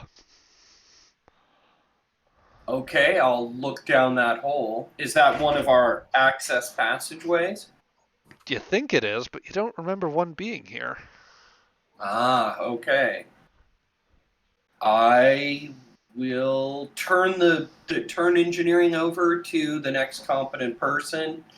Willis, you've got the room, and I'll step down into it if I can. It's more of a crawl in order to get in, and it's a little bit of time that you have to get through. This is definitely more comfortable for a child here as you enter through. The workings of the ship around you, they seem a little strange. Like it's almost more a child's sense of what a machine might be like. More like impressions of gears and tubes and um, a slightly different coloring to the walls around you, something that suggests a more primitive, more industrial sense of something. You find your way into a small compartment. It's scarcely larger than like the enlisted quarters on this ship. Probably not as tall. This is more like a gap in the sort of crawl spaces where some tubes and conduits might be around.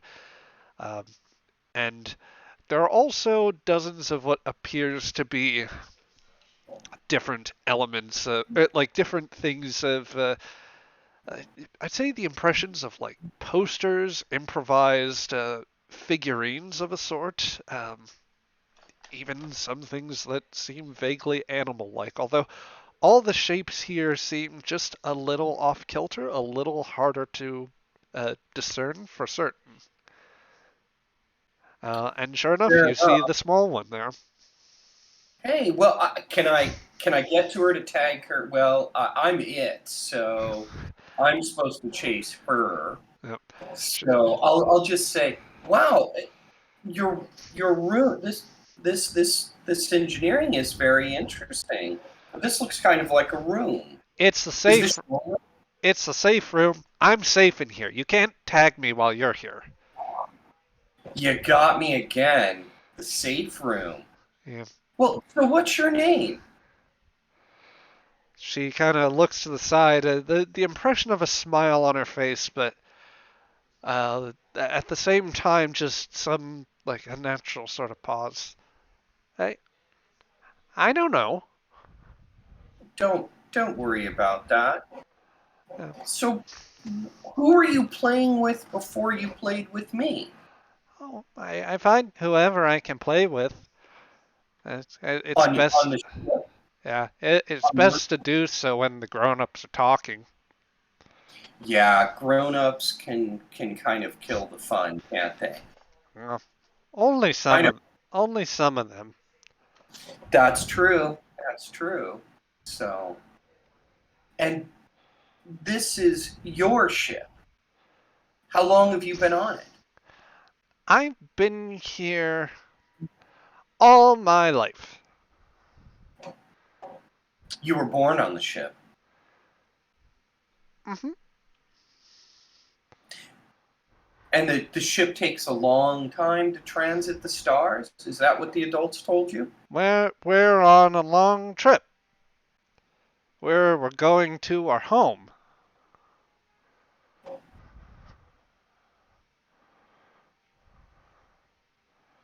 One day we're gonna be there, and then we're going to plant trees and plants, and we're gonna find new trees and plants and meet the animals, and we're gonna build a house, which is kind of like a ship, but it's smaller and it doesn't go places.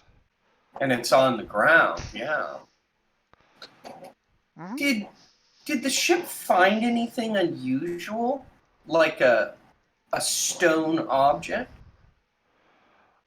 You're funny. We have rocks on the ship. Is there any, like a kid's room? Sometimes they'll have pens, pencils, paper.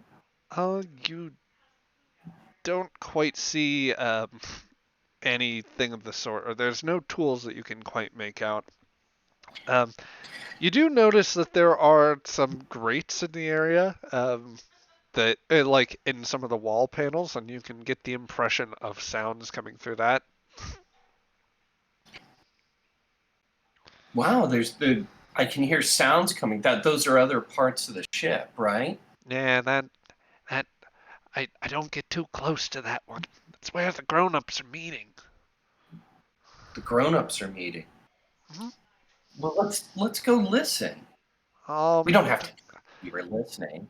They're boring. I know, but would you indulge me?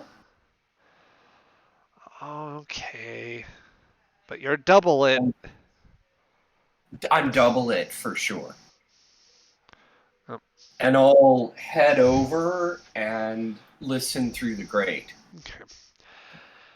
Give me, on this one, let's call it an insight and command, and I'm going to set the difficulty on this roll to 2. Okay. Insight, command, and it's got and the complication range is the normal one, right? Yes. Okay. And I'd like to spend a momentum on this, guys. Go for it. Okay, because anytime you go down a rabbit hole in engineering, that's worth a momentum spent. I mean, I'm already looking up for new lead engineers. This is not the way Saral wanted to get promoted. Then again, Saral probably didn't want to get promoted, but Saral does not want to get promoted. Press gang. that is 1 success and 1 would like a natural crack at those 20 engines, on the die. Okay, so Romanov, you have with that complication, would you prefer to take that as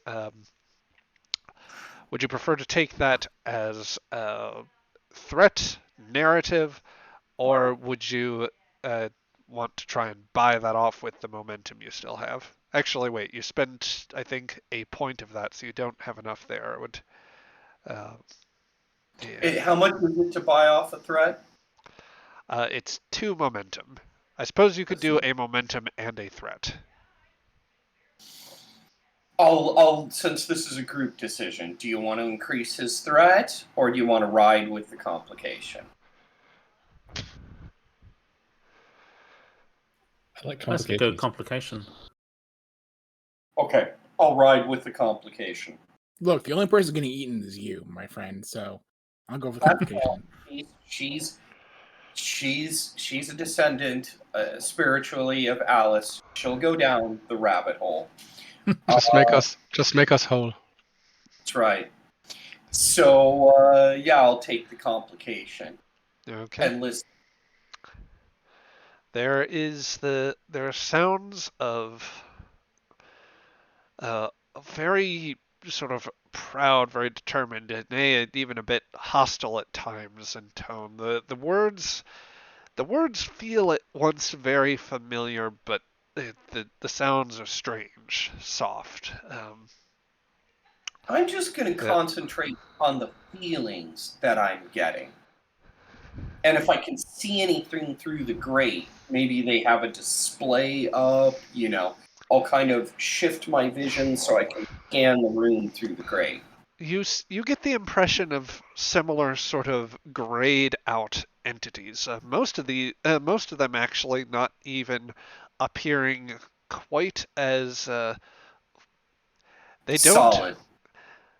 not only like not as solid per se, but not even like of the similar sort of humanoid shape that you are used to.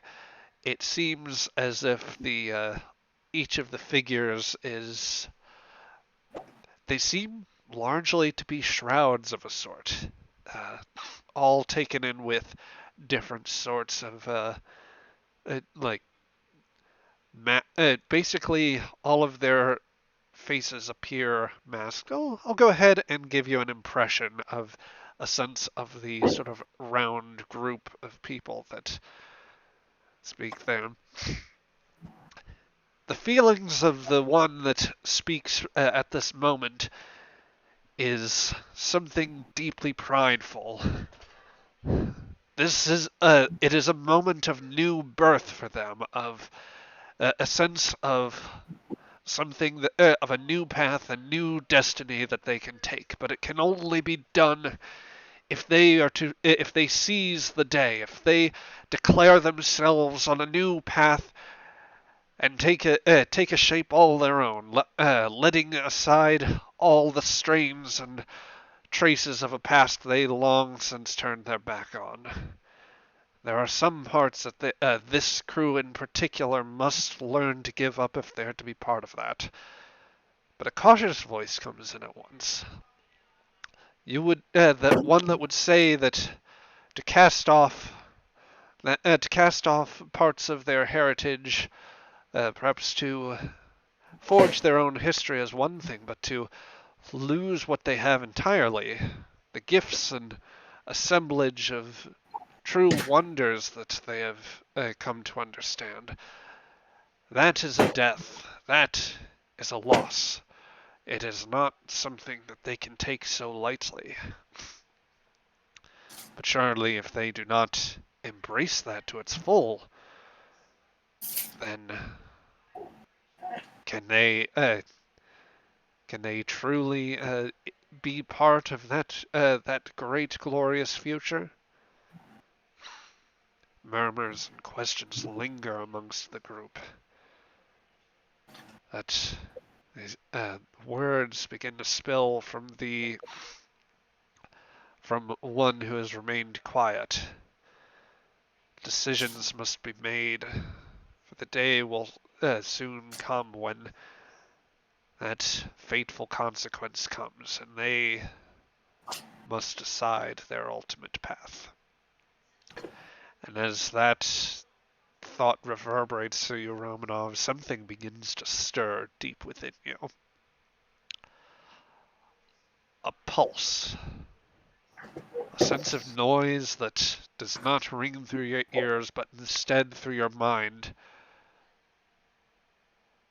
A swirling, endless chaos, one that seems like a center of massive gravity, something that at once feels like everything below seems pinned to it, every hope, every aspiration, every thought, every memory of yourself and things beyond yourself.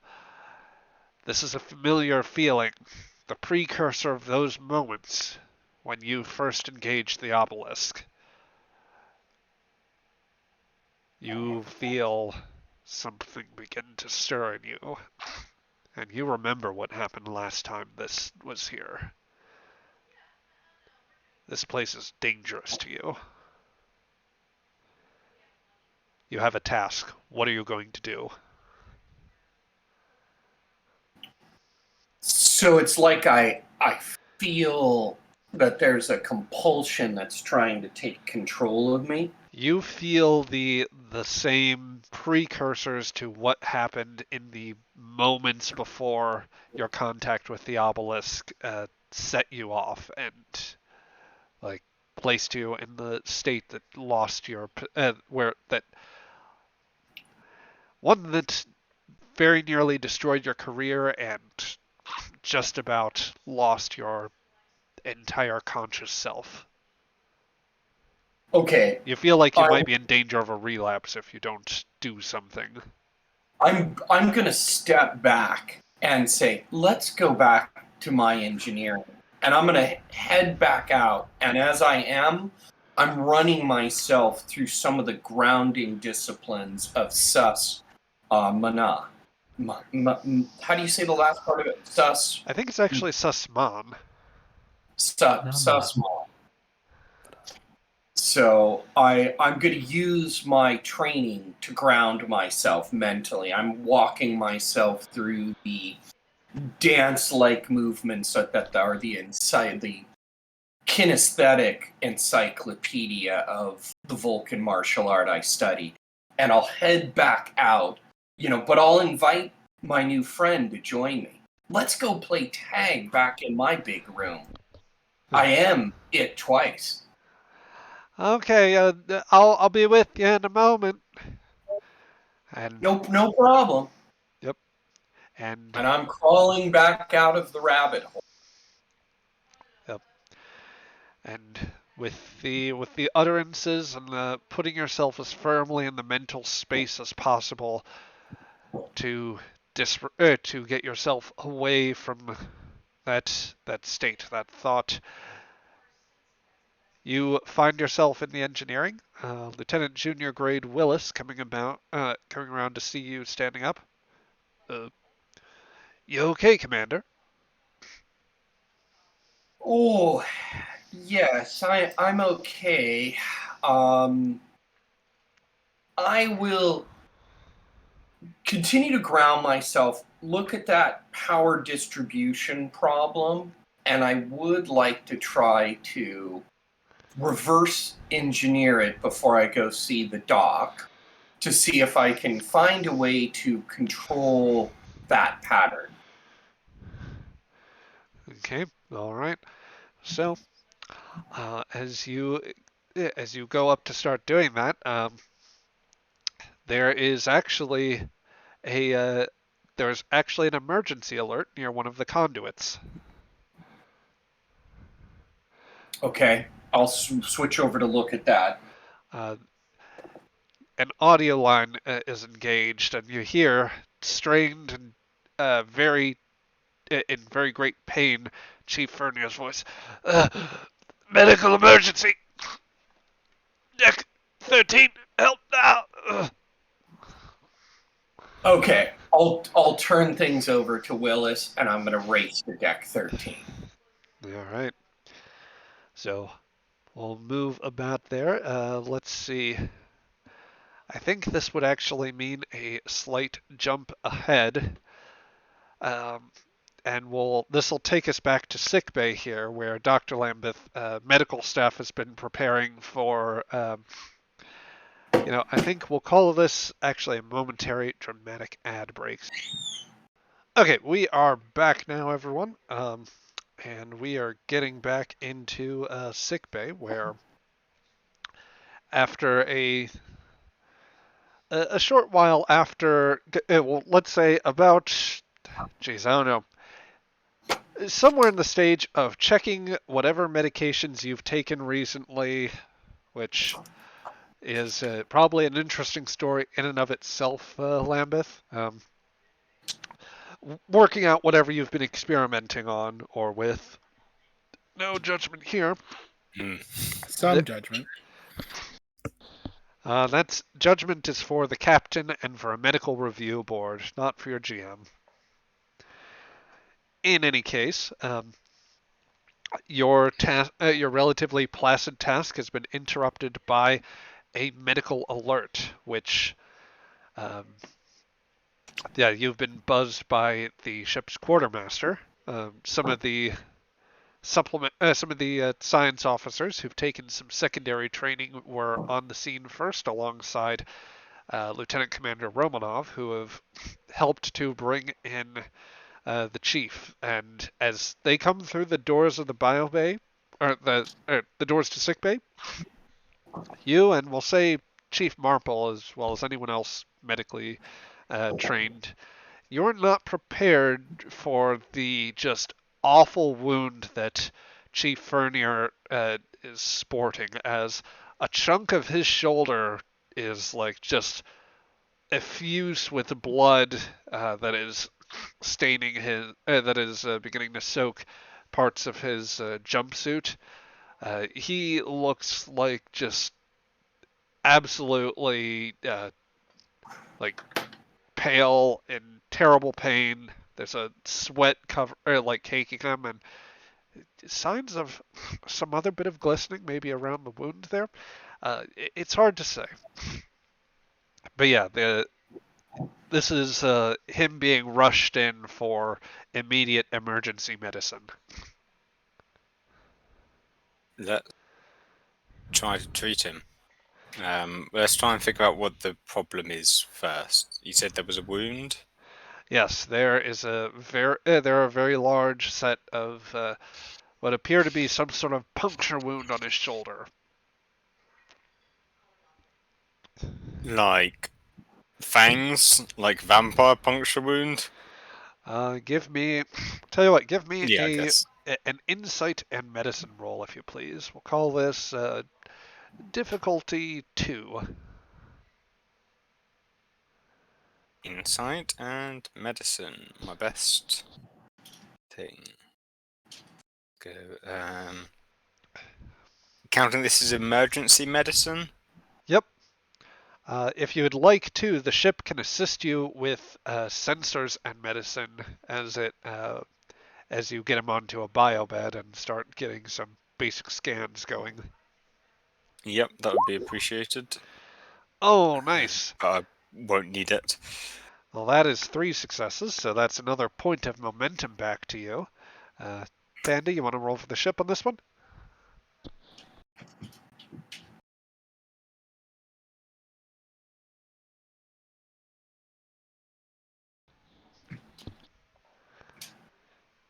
You there, Panda? I'm sorry.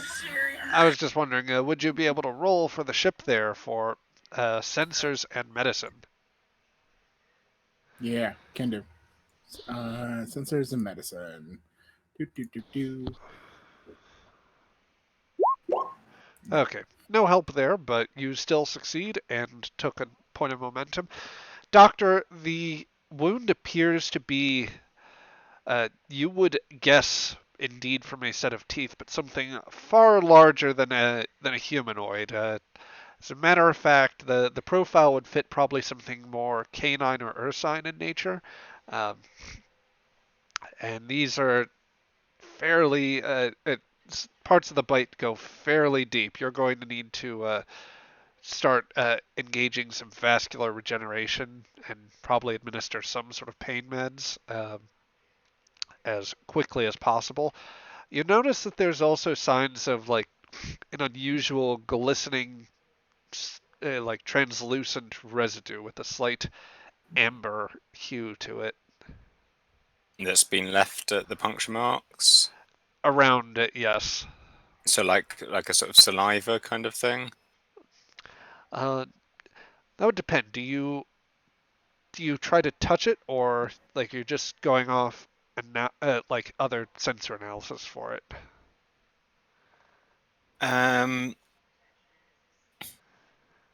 Yeah, I think he's like he's not, but he's got gloves on and stuff. I think he'll probably clear it away in order to better treat the wound. Yeah. Maybe like grab a quick sample and stick it in a test tube. It seems fairly viscous. Okay. Like this is something thicker than most saliva that you'd be used to. All right. Does anyone know what bit him?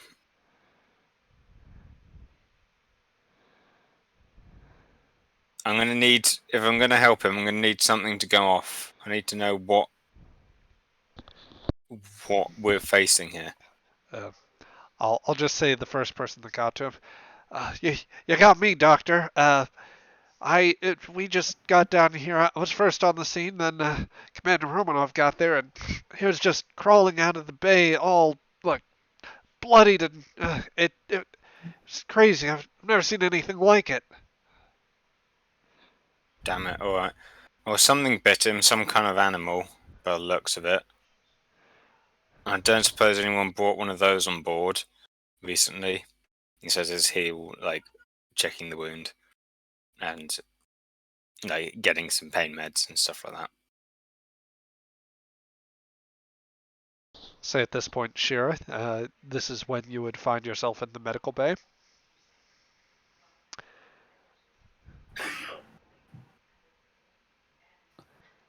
What's happened? This fella just got bit by something. Something Bit? big by the looks of it. Some kind of rabid dog, maybe. Pretty large, maybe a bear. When were we taken on a... I don't know, I'm not in charge of animal control. Some kind of... Well, I don't think anyone's in charge of animal control. We don't have animals on board.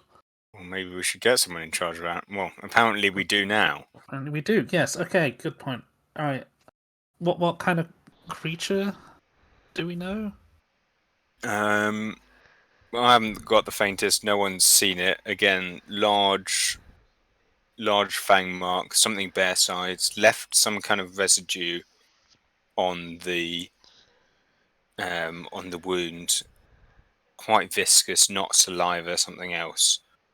I've put it in a test tube if someone else wants to analyse that while I'm trying to tend to him. Go ahead and, because in this case, Fernier has sustained a pretty bad injury, give me a daring and medicine roll to stabilize him. And I assume I still get emergency medicine? Emergency medicine will definitely apply. Okay, what's the difficulty? The difficulty will be 1. Alright, let's just... Well, that then.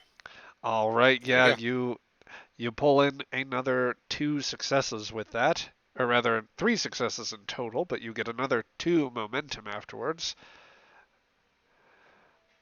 And yeah, you were quickly preventing Chief Fernier from going into shock and just immediately aiming to patch up the wound with the various medical devices in your that's in your care. Fernier just seems to emit a few sounds here and there. It's in the walls. It's in the walls. Oh, it's horrifying.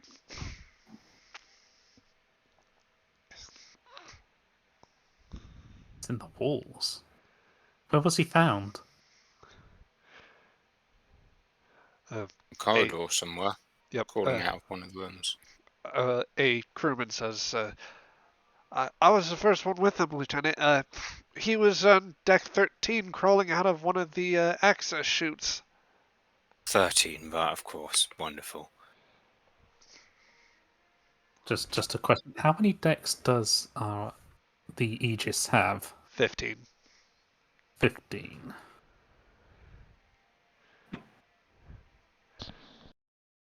Okay. So possible dangerous creature roaming the service ways. Okay. We'll need to... Okay. We'll need to shut down those maintenance corridors and we seal off deck 13.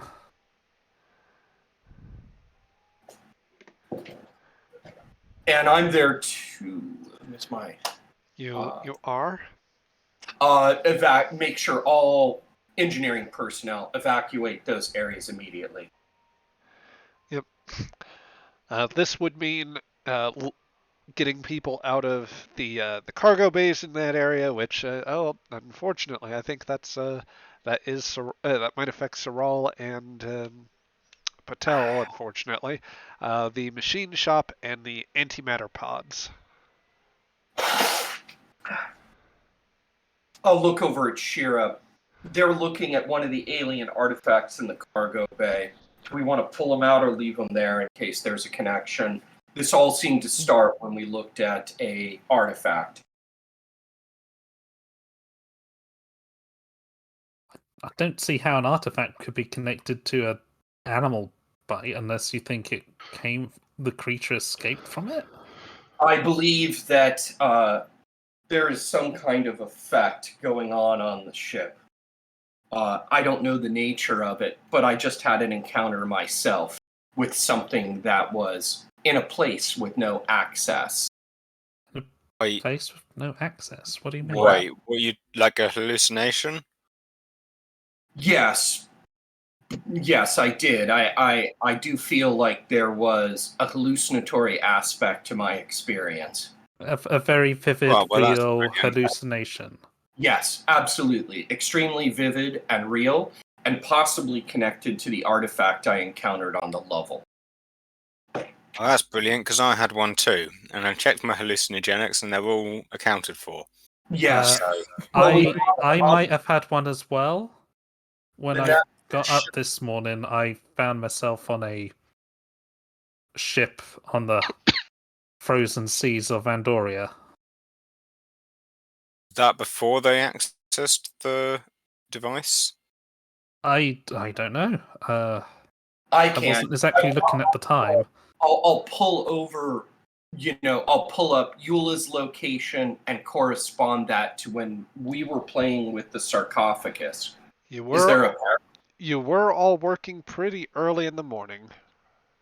Okay. There is a definite possible correlation. Also, we have a transmitting device in the other cargo bay.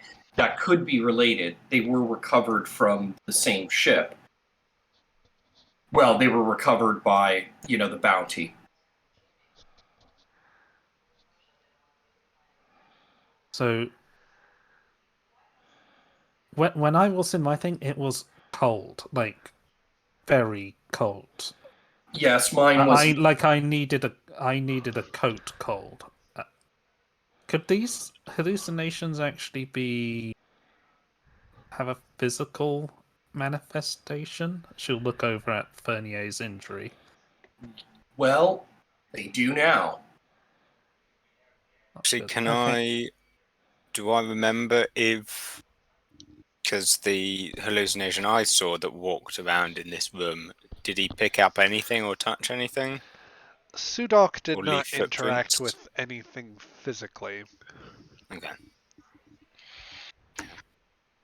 Right, well, my guy didn't touch anything and I didn't feel cold.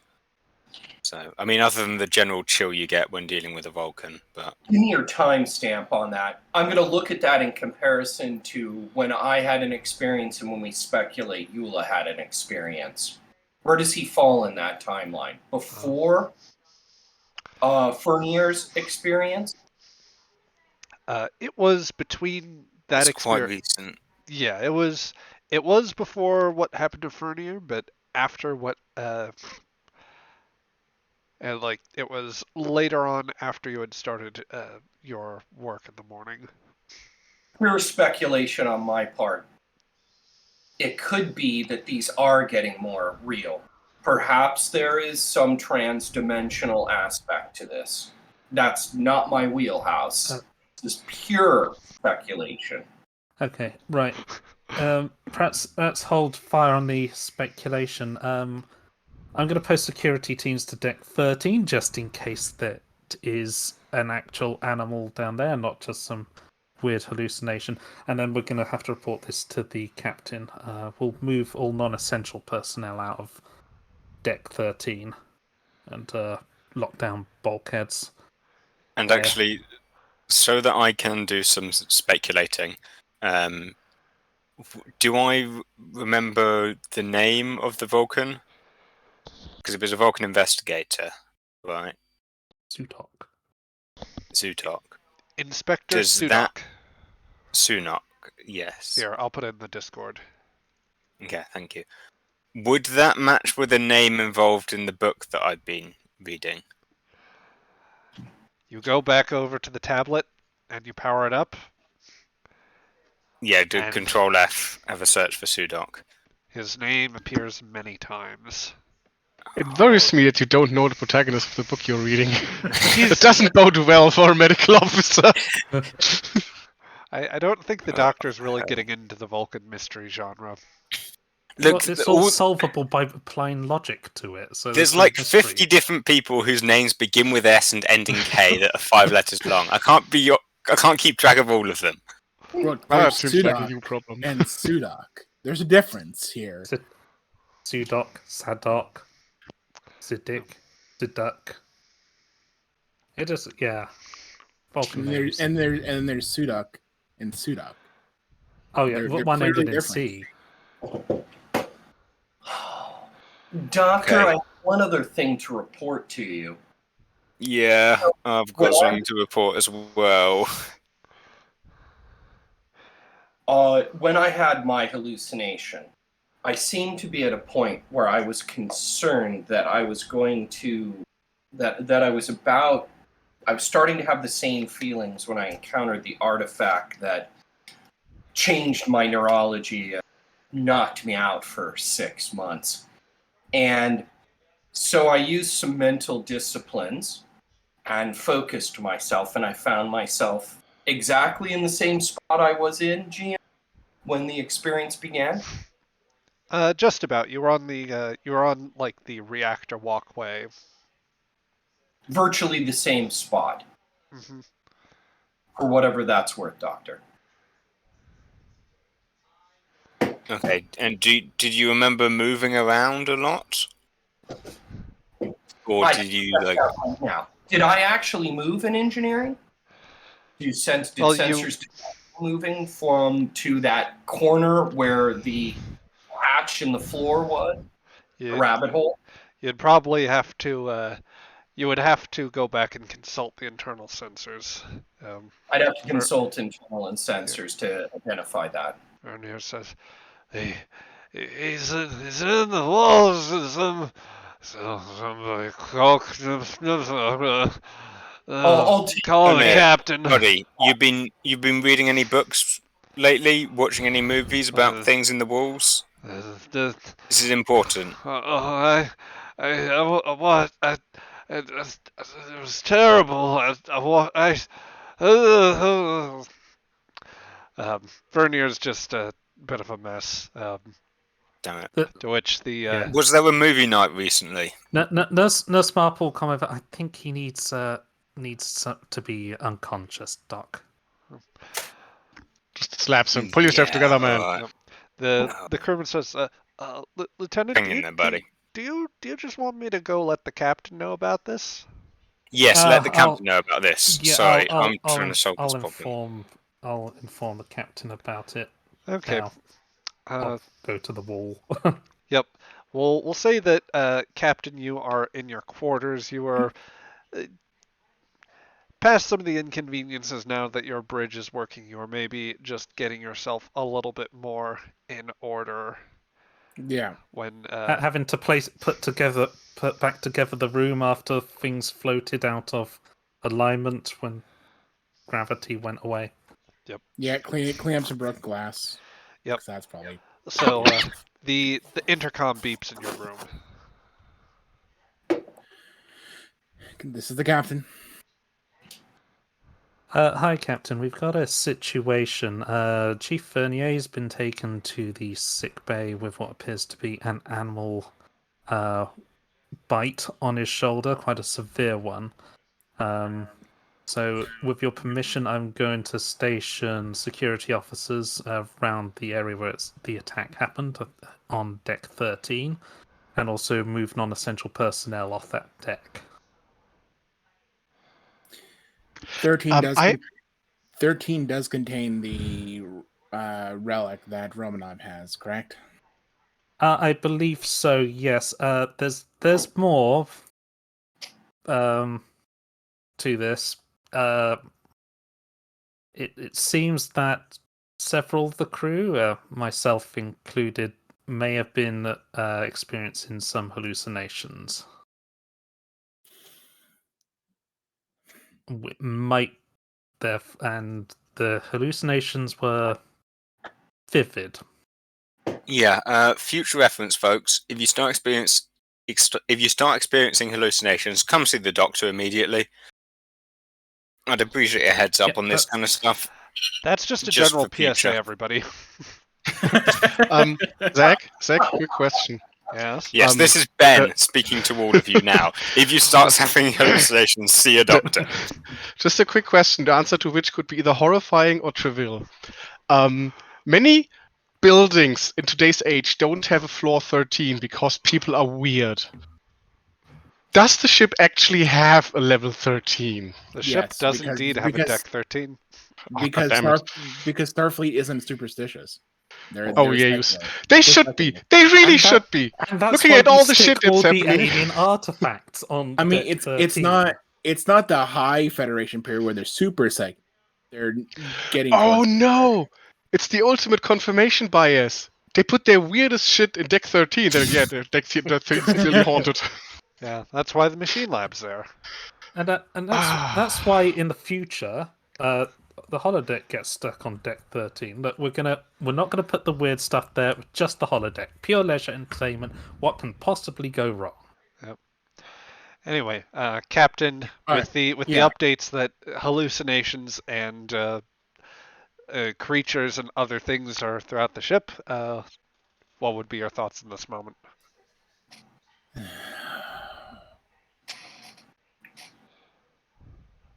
She has a finger off the transmitting. Just takes a deep breath. Those old scientists. She says under her breath, just grumbles. Puts back transmit. I want all staff out of that room regarding the relic. Until further notice. Has there been any other exposure or any other signals from the Zerillian device that you're aware of? Any signs of radiation or psionic energy from those afflicted, including yourself, Lieutenant? Have you asked the doctor? To be No, clear, they were talking. I've only just realised it was a hallucination. Then see the doctor. I'm already in sick bay, so yeah, that's gonna be a part of it. She's like, okay, the relic, we pull everybody out of there and we figure that out later. The Zyrillian thing is still on, so that's a concern. We don't know what it's producing, but we might as well check to see if there's something lingering energies. Have the doctor scan for any outstanding energies or radiations that are now afflicting yourself and any others who are experiencing these hallucinations. I guess we'll set the ship to condition yellow. The colonel's on the lookout for strange energies. Yep. All right. So, I will then switch over to the cargo bay. okay. Saral and Patel, you are like crowbar at the ready with this relatively simple old thing about to get in. No. I argue that we crack, unless it's resisting heavily.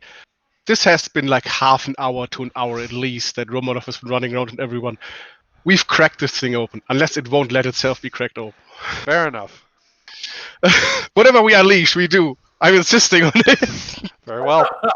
You've opened the thing and you are going over the desiccated remnants of at least what little you can tease out from the like what remains. Some bits are just like largely like carbon or like fused into carbon and like ship fragments. Other bits there are a few desiccated remains that, like, very small bits of limbs, as we discussed earlier. Yeah, I'm assuming nothing inherently weird happened as we are just happily proceeding. But does anything stand out on the whole thing? They're very old. That's for certain. I think that unless there's a more particular question, I don't have anything for you at the moment.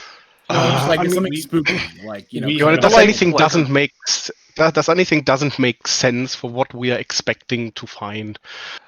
Or is it like, yeah, this is a weird sarcophagus that's thousands of years old, with someone inside that has been probably crash landed somewhere. Yeah, someone Um, or possibly persons. There could be the material from Yeah, multiple absolutely. individuals. Yeah. No, it hasn't been anything atypical. This is like you've basically opened a material full of biological remains and are trying to categorize things. Actually As far as- disappointed. As far as we know, we haven't experienced anything. So far as you know, hallucinatory. yes. We're just standing there, the sarcophagus is still closed and everything. We're just hallucinating, doing science. Yep. Captain to Patel. Walk over to the little comm thing. Go ahead. Tell me you haven't opened the damn thing. Patel just looks at Saral, and a nervous grin comes across his face. Bad news, Captain. We opened the thing. When? I took some samples of what should be like the necrotized cerebral matter, Patel. Maybe we can get some data from there to see in the background. That definitely comes over the comms. How long have you opened the device? Insert appropriate length of time here in the dialogue. Probably like 5 minutes after you left. So Or after it's Holmanov left, sorry. I think we've been at like the whole cataloging thing for like 20 minutes. I want you to come to a safe stop, and that means within the next 2 minutes or so, and make your way to the sick bay. Seal the cargo bay for the moment. There's apparently some interesting things going on, and I don't want to take any chances. Define safe stop, Captain. I'm confused.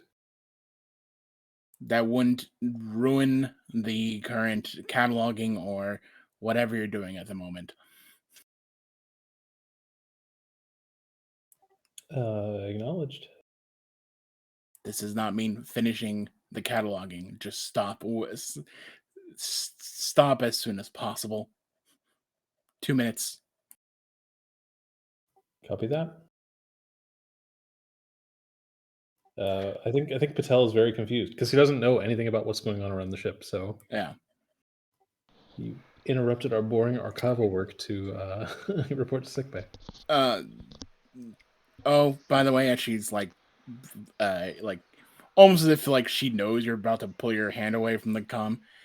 If you see any oddities such as hallucinations, auditory, physical, or visual, try your best to ignore it and make your way to sickbay. This actually plays very well with the last scene that we had together, where I was babysitting you during a trip. Yeah. Sure, Captain.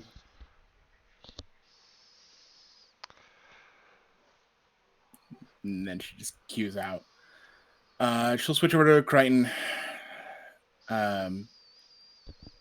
Mr. Crichton, set to condition yellow. the moment that you try to pull up Crichton, loud and blaring simultaneously all across the ship is music that begins to strike up. Hello, my honey, hello, my baby, hello, my ragtime gal. And with that just blaring across the whole vessel, we're going to call that the session for now.